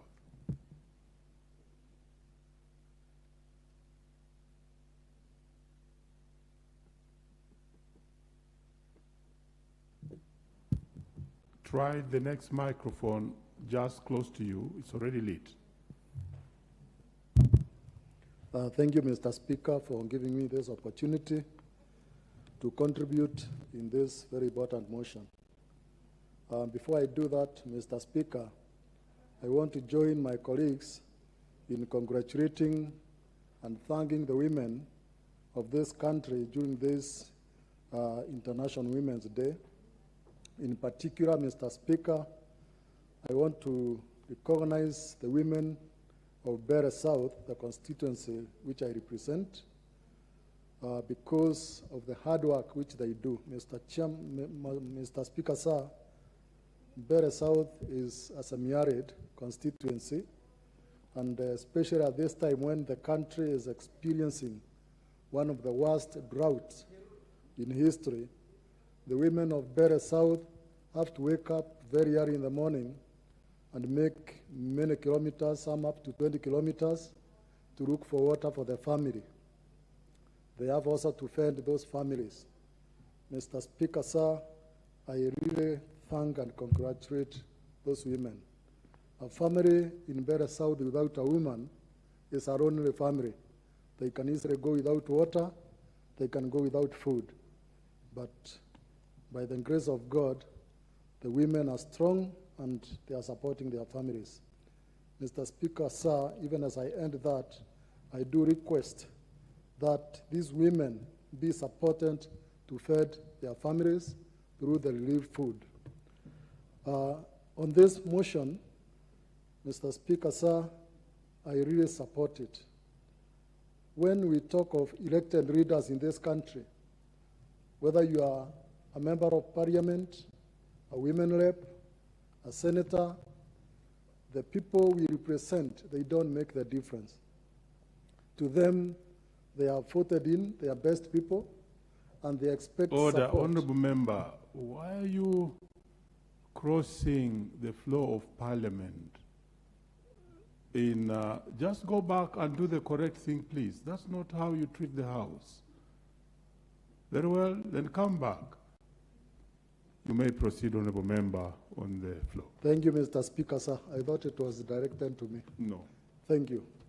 I was saying the people we represent, whether they vote in a women rep or a member of National Assembly or a senator, the expectation, Mr. Speaker, sir, seems to be the same, that when they bring their problems to these people, they should be able to sort them out. Unfortunately, Mr. Speaker, sir, like we are witnessing even now in this country, when a government takes over, those who don't make it, they start making sure that those who have won, they don't perform. They want to make them ineffective so that they can say they are useless and they should even be removed from office even before their term ends. And this is what has been happening with the NCG, with the national government, CDF. Those who go to court to block it, they know very well that this fund is doing miracles in this country. They know very well that anything which is getting down to the Mwananchi is coming through this fund, and it is really transforming the country. But the whole essence behind these litigations is trying to make the government and the members of parliament who have been elected ineffective. So, Mr. Speaker, sir, I support that we entrench this fund, the GAF, and even the issue of senators having an oversight fund in the Constitution, so that we can block that loophole of people literally trying to make this country remain backwards, remain underdeveloped, just because they have got their own personal interests. If we look at the NGCDF fund, Mr. Speaker, sir, especially at this time when Kenya is experiencing the worst of its times because of the drought, many children will not have gone to school if this fund was not there. This is the fund which has assisted many families to take their children to school when they are having very little money to support the families, because most of the resources in the families now are going to food and almost nothing else. Mr. Speaker, my contribution would be this. We should actually broaden the scope of this fund. There are things which we can't do with this fund because they are saying to be covered under the county, especially health. We know health is a very, very key issue in every family, in every community, and members of parliament find themselves in a very tricky situation when we are being asked to support health issues. We know we do get requests for heavy medical bills, which we are supposed to support. Also, the building of dispensaries and equipping with medicines and other facilities. And our hands are tied because this is said to be a function of the county. Mr. Speaker, this is as we amend this constitution, we also need to broaden the scope of the CDF fund so that it can cover basically all the needs, or most of the needs, which affect the people we represent. Mr. Speaker, coming to the issue of ministers appearing before the House to answer questions, I do support. We all know that when we refer questions to committee members, these committee members have to refer the same to the ministries, and then the ministries have to communicate back to this House through the committee. We know when communication goes like that, Mr. Speaker, sir, information is lost. If we make the ministers to come and represent their ministries and engage the House on whatever issues are arising on a one-to-one, the information will not get lost. However, we cannot make the committees of this House irrelevant. My proposal is that before a minister sits in this House to engage with the members of Parliament, that minister must, of necessity, engage with the committee so that when presenting or answering questions in the House, the minister should be having full backing of the committee. In other words, the minister will only be presenting the issues or answering questions on behalf of the committee, but not coming to engage with the committee members in the House.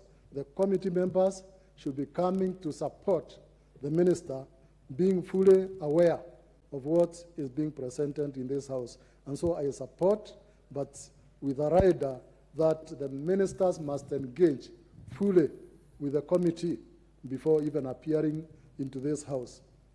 On the two-thirds gender rule, Mr. Speaker, sir, this one, it has proved impossible to achieve through the normal elections. And so, if we can come up with a mechanism of topping it up through the Constitution amendment, Mr. Speaker, sir, this would also give room for representation for the minority communities. Minority communities are not just regional. They are not even, say, in the counties. Even within a constituency, Mr. Speaker, sir, we can have minority communities within a constituency. Minority community can be identified within a county and also even within a region. And so for this two-third gender rule, if it can be put in the Constitution in a manner that top-up can be allowed, then those minority communities will have room to get nominations to come into this House, and this House may have full representation of all the people of this country. And so I support.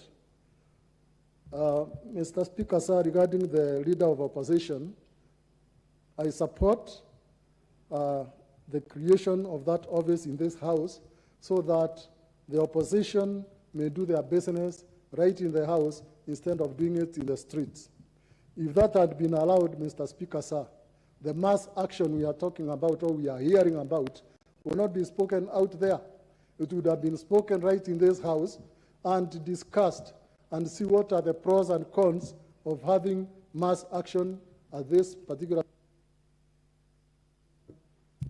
Honorable Peter Lochakapo.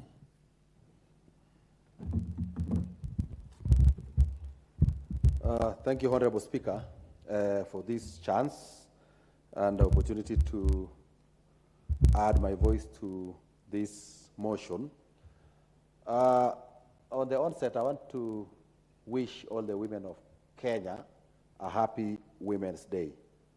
Honorable Speaker, I want to support the proposal to amend the Constitution at this particular time, and also hasten to say that by entrenching the National Government Constituencies Development Fund in the Constitution, we will be getting out of these many court cases that we have seen in the recent past, and this will help and sort those who have been very busy engaging in this kind of activity and extorting people through that process. I want to say, Honorable Speaker, that everybody in this country appreciates that NGCDF has done a lot from inception to date. And NGCDF has brought many parts of this country as closer as possible in terms of development to be equal, because we are sharing almost on an equal basis national government revenue to every constituency, which I think is a good thing. So we have had to put up classrooms.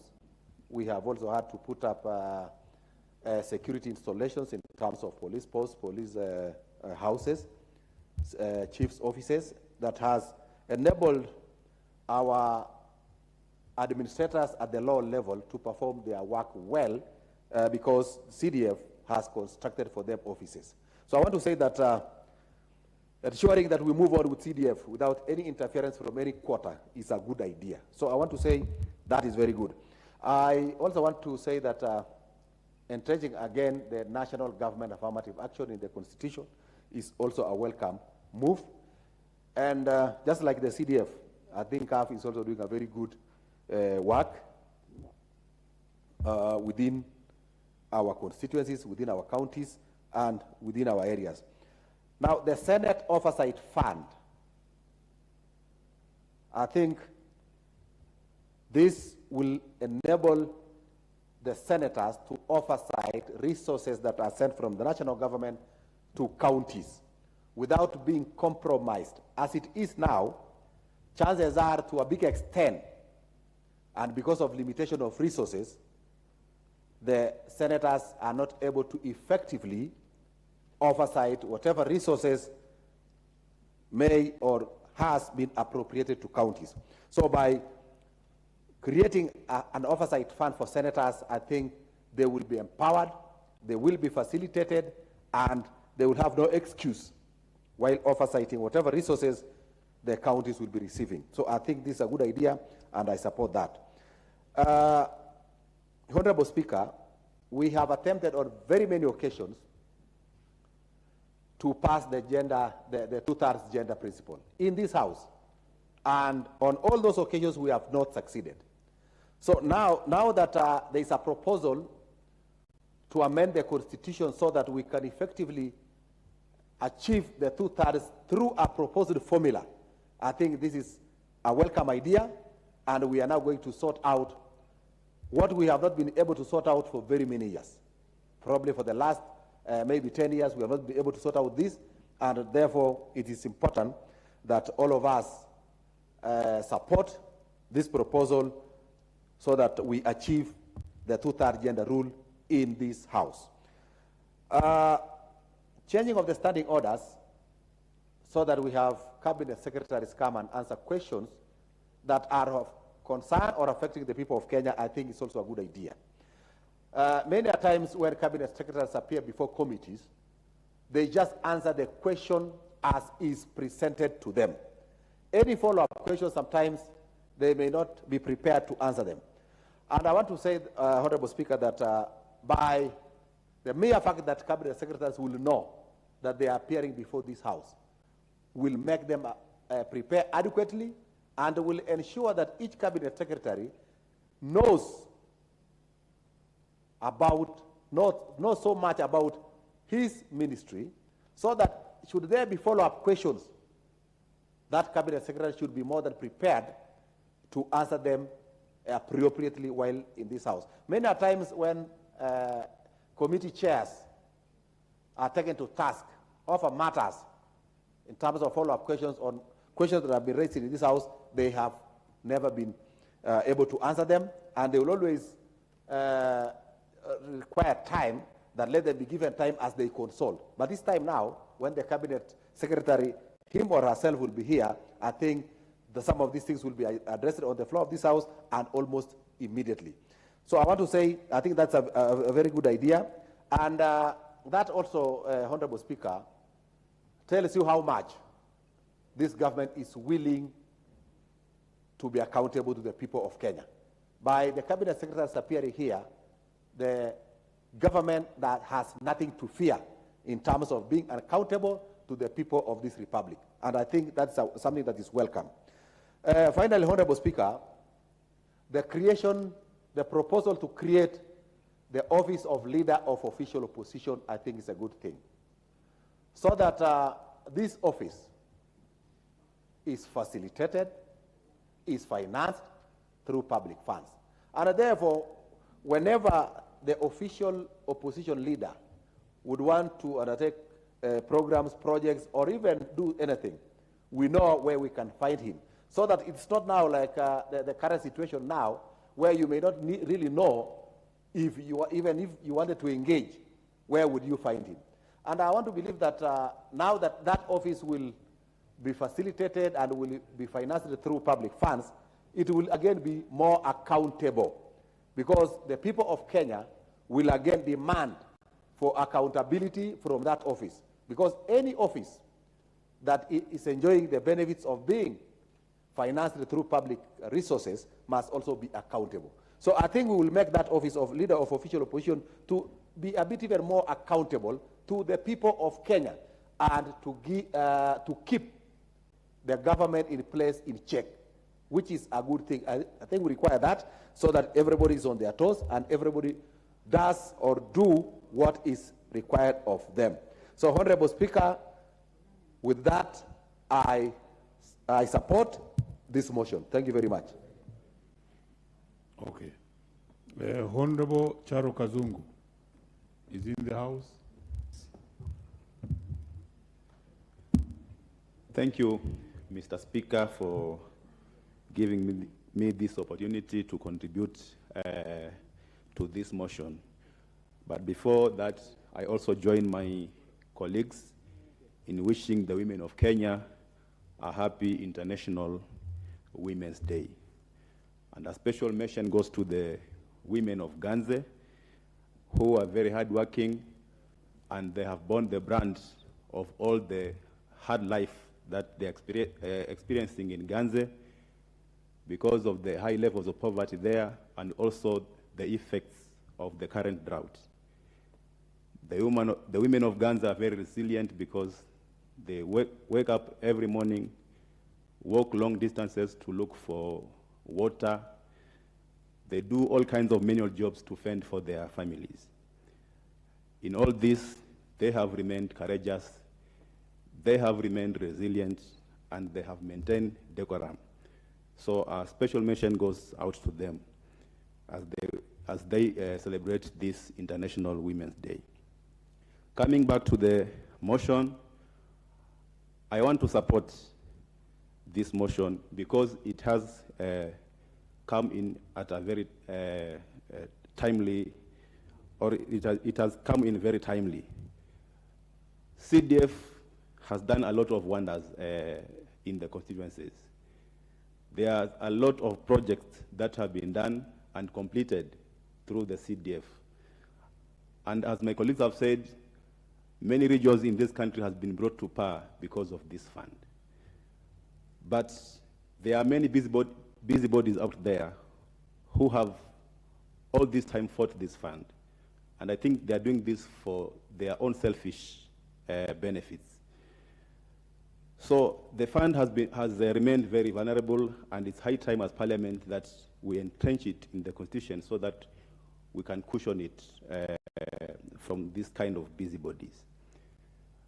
We have so many projects that are done through this fund that are not funded, maybe through the counties, because one of the arguments that have been fronted by those people who are fighting it are saying that this fund should go to the counties. But we know that according to Schedule 4 of the Constitution, there are those functions that were never devolved. And it is these functions that are being taken care of by the CDF fund right now. So once this fund goes to the counties, as these people are demanding, it means that they will have no funds to take care of these functions that were never devolved.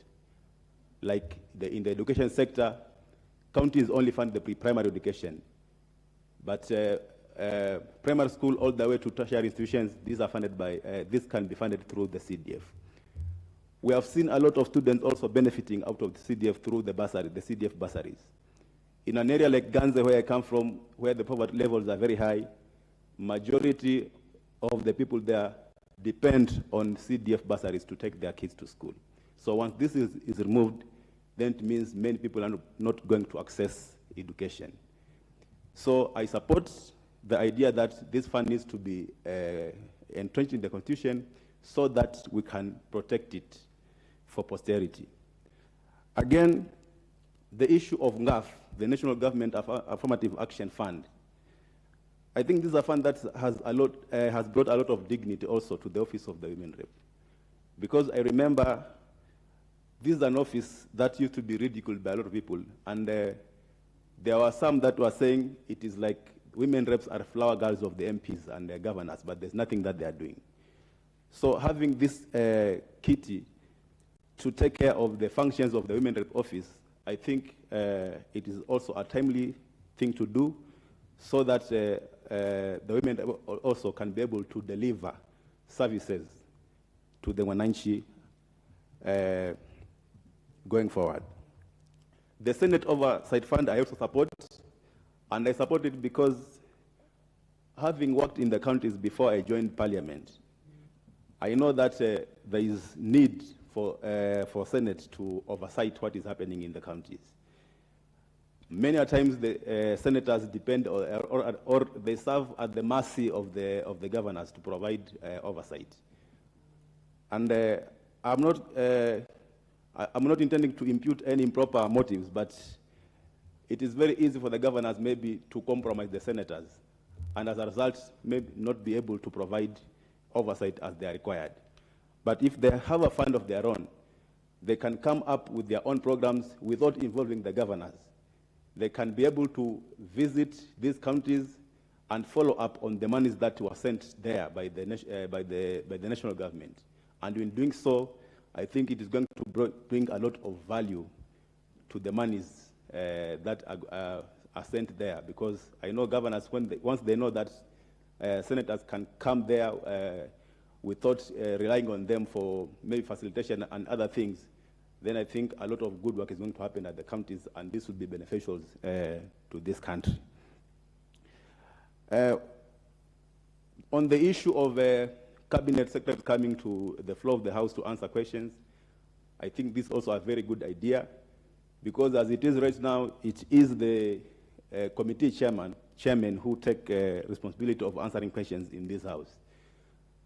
But most of the answers that are given here are kind of generic, and they are not satisfactory to most of the members.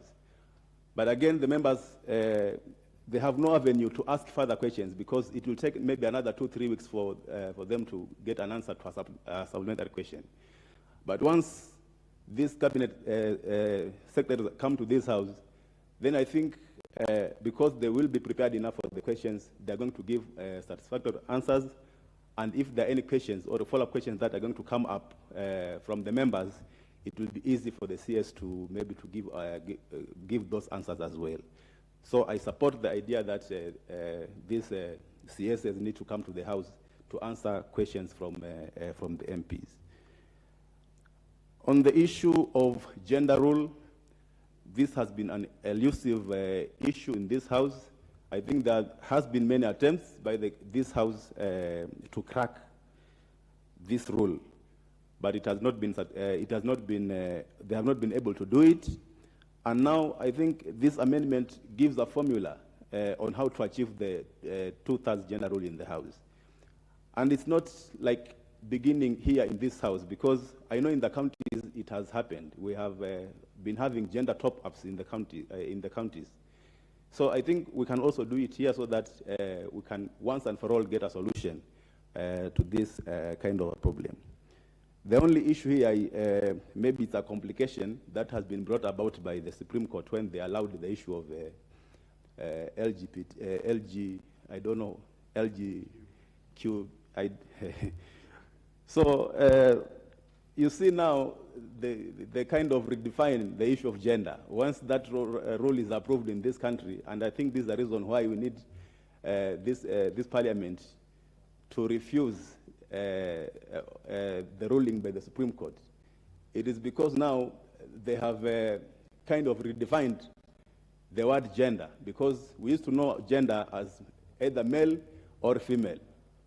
But now with this new ruling that came into being, it means now gender has expanded. We have male, female, we have the gays, we have the lesbians, we have the queer, and all those things. So that means now, I don't know how we are going to achieve the 2/3 gender rule again, because now it's not about men and women again, but the scope of gender has been expanded. So I think this was another reason why we need as a parliament to make sure that that ruling does not come into effect in this country.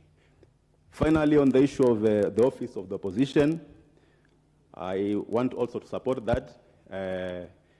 I think government needs to be oversighted, and the best person to oversight a government is the run-up, the person who becomes the run-up in an election.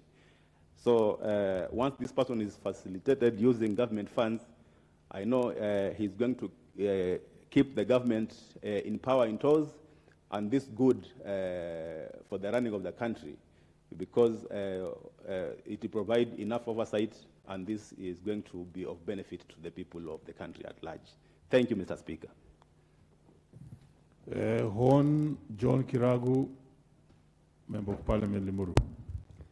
Thank you, Mr. Speaker, for giving me an opportunity to contribute. First of all, I want to salute the women of this nation, and particularly, I want to give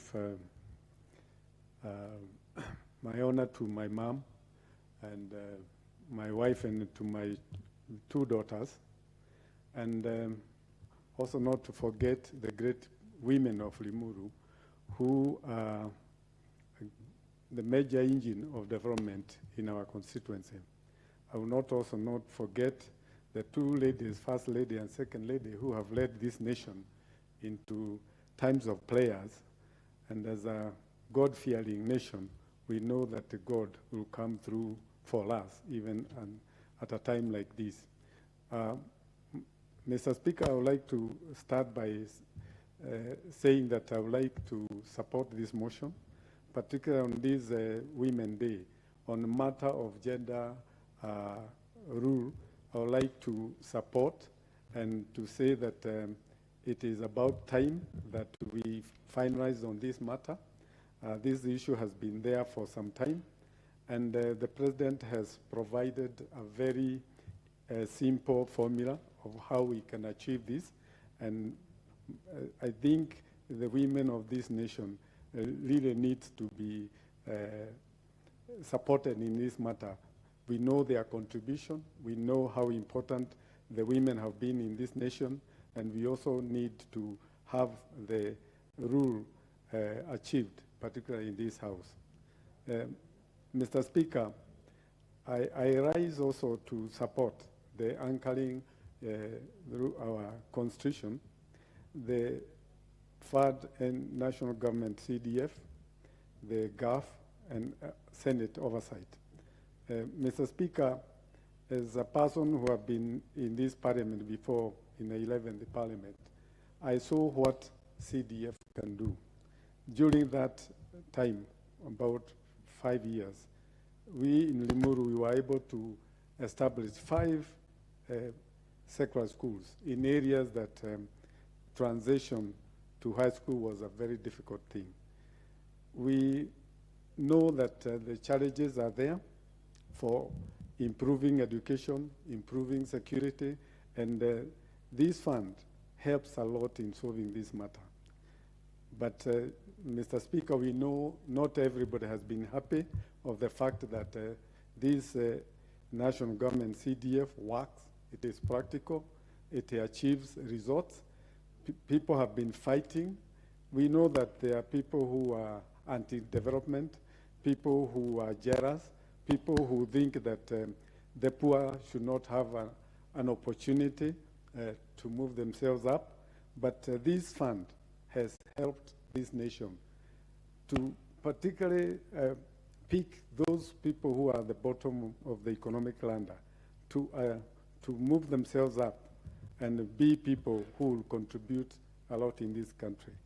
Last 2 weeks, after even having issued bursaries in Limuru to about 13,000 children, we still had a challenge of not being able to help many others who could not even have money to enroll themselves for Form 1.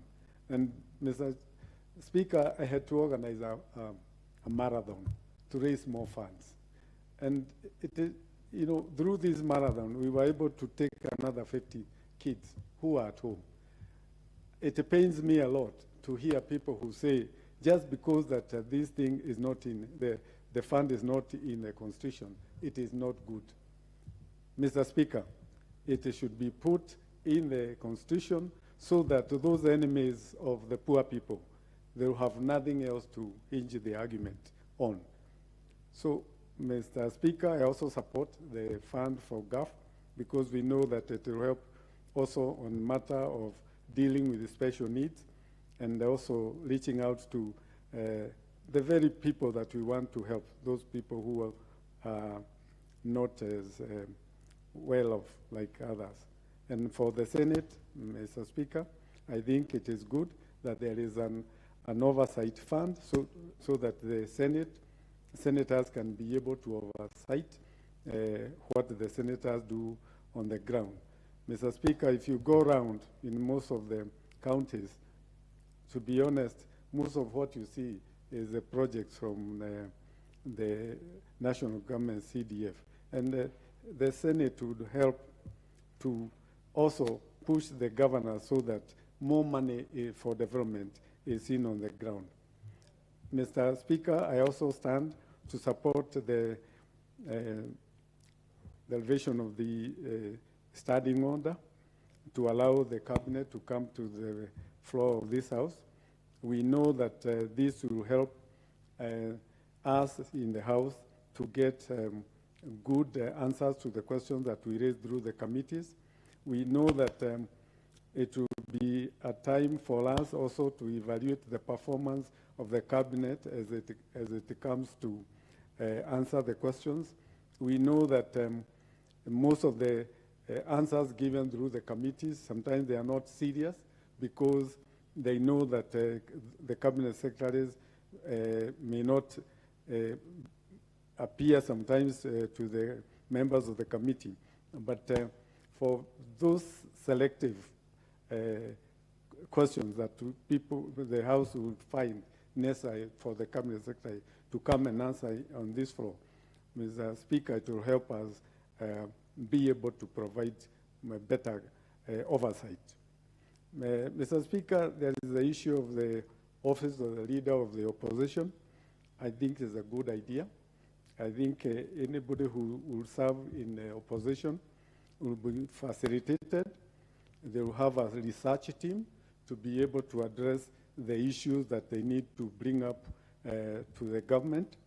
Mr. Speaker, I think sometimes when you listen to the rallies and people shouting in the rallies and talking about what the government is doing and not doing, sometimes you find that it's not researched, it's not factual, but with an office and with the facilitation, I believe that office will help enhance democracy in this country.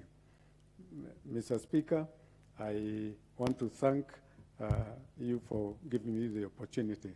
I now say that I support the motion. Thank you. Honorable Fabian Muli, MP Kangondo. Thank you very much, Honorable Speaker, for giving this opportunity to join my colleagues to deliberate on this bill. Honorable Speaker, let me start by congratulating the women of this country, especially from my constituents all the way to the Kenyan jurisdiction, and I wish all the best as they celebrate their day. Honorable Speaker, as we go to this bill, from onset, you see CDF has been very contentious in this country. Many people feel CDF is made for members of parliament, but I want to put it clearly, CDF is made for Kenyans. It is the money from taxpayers of this country, and it is the money which most likely is used to pay the school fees of vulnerables.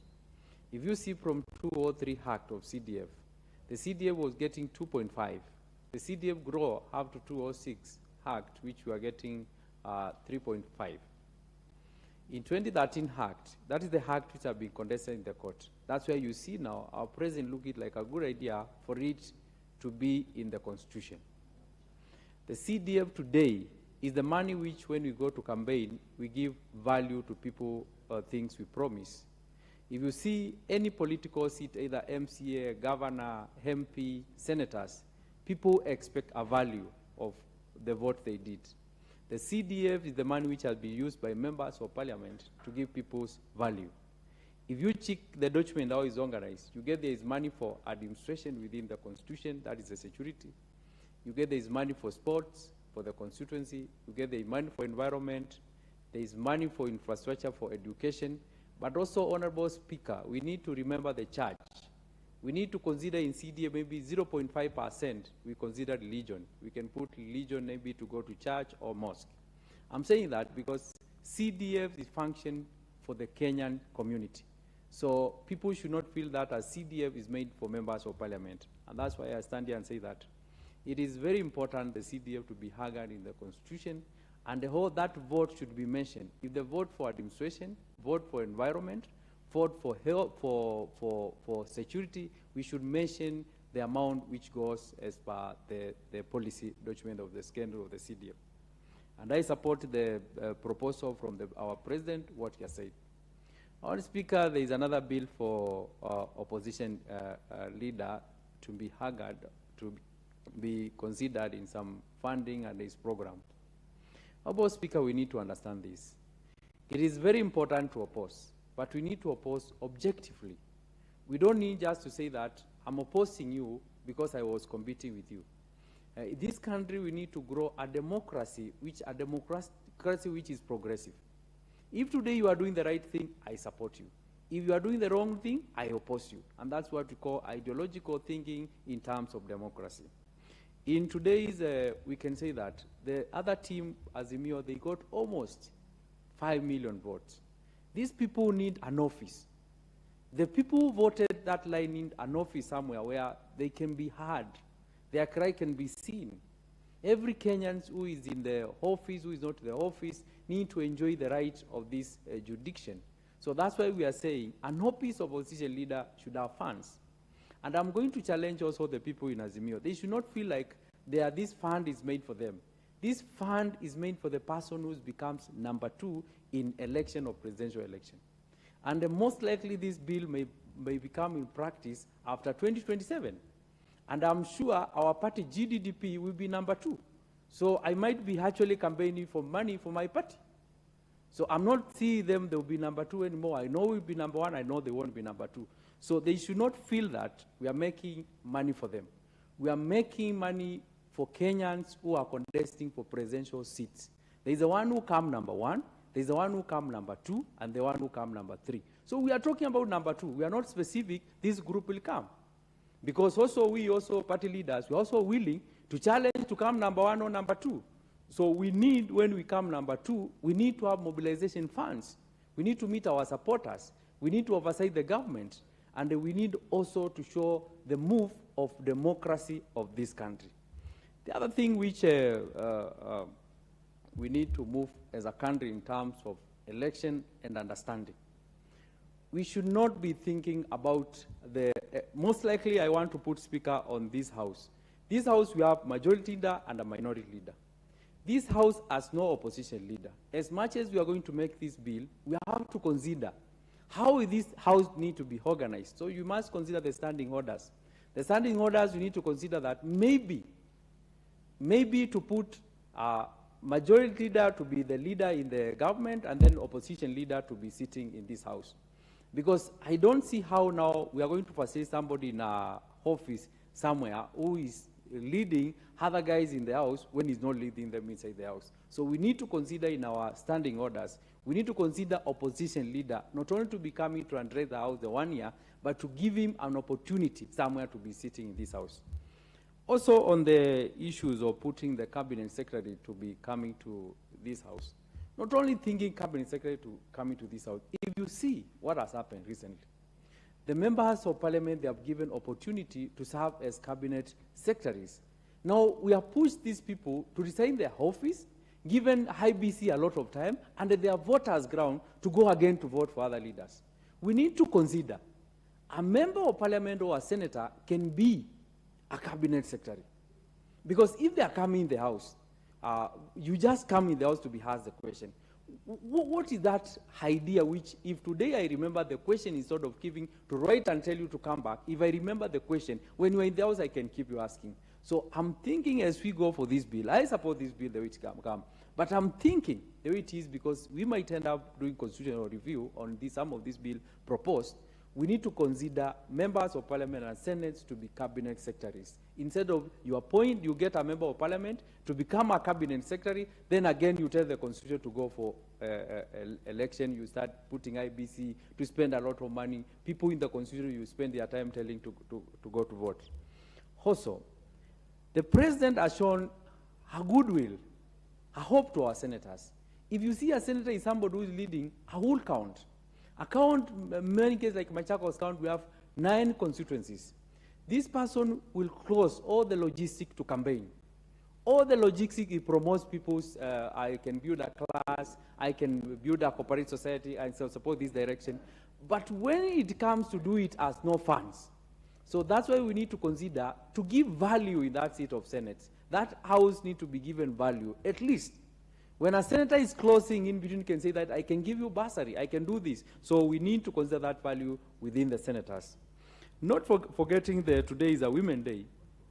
The president has come with what we call arithmetics to show us it can be done through arithmetics to give this house to that gender, to give the government office, to give the Senate. That's a bill which you don't need to debate about it. It's just a matter of supporting it. Honorable Speaker, not of forgetting the issue of when we are also speaking about giving cabinet secretary the chance to come to this house. We need to consider some functions. There are some functions which we give to cabinet secretaries and also we send them to devote, like health. It is showing that in this country, the current government has failed to organize the health sector. So the health sector, when we are doing this bill, we need to consider health sector to come fully to the national government to save our Kenyans from suffering to having hospitals, no medicine, no proper control of the doctors. We don't have the hospital categorization accordingly. So, Honorable Speaker, with those few remarks, I support. Thank you very much. Honorable Aden Mohammed, you want to speak on this? Okay. Thank you, Mr. Speaker.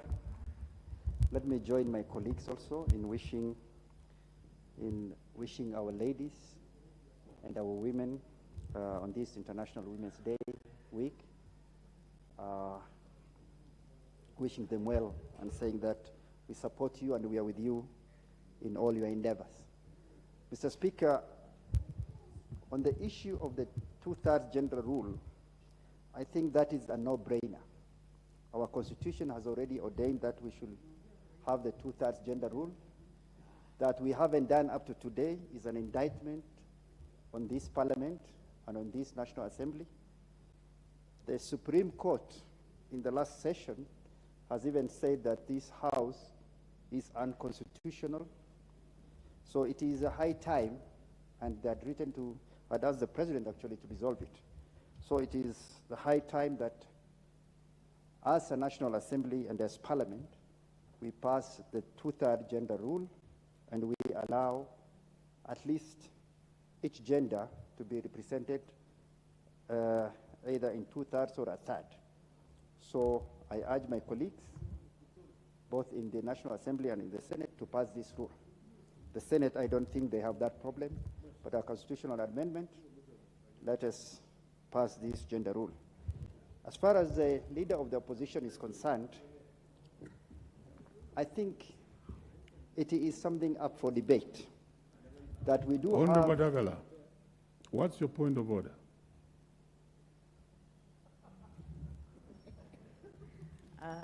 Thank you, Mr. Speaker. I think I arise to pursuant standing order number 35-1 to claim that there is no quorum in this House, Mr. Speaker, sir. And before you make your judgment, I wish to wish all Kenyan women Happy International Day. Well, Sergeant at Arms, could you please ring the bell for 10 minutes?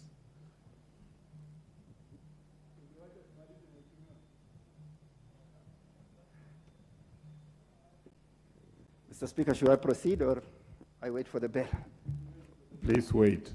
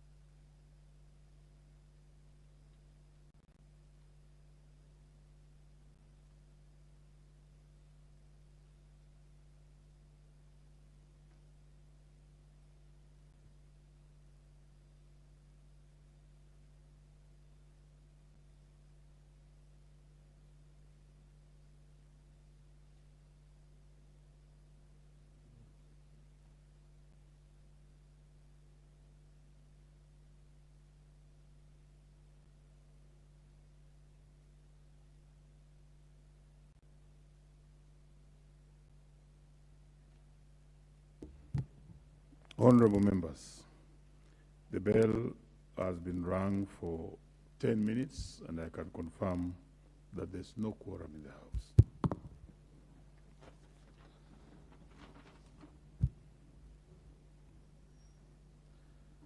House. Honorable members, and the time being 5:46 p.m., this House stands adjourned until tomorrow, Thursday, 9th March 2023 at 2:30 p.m.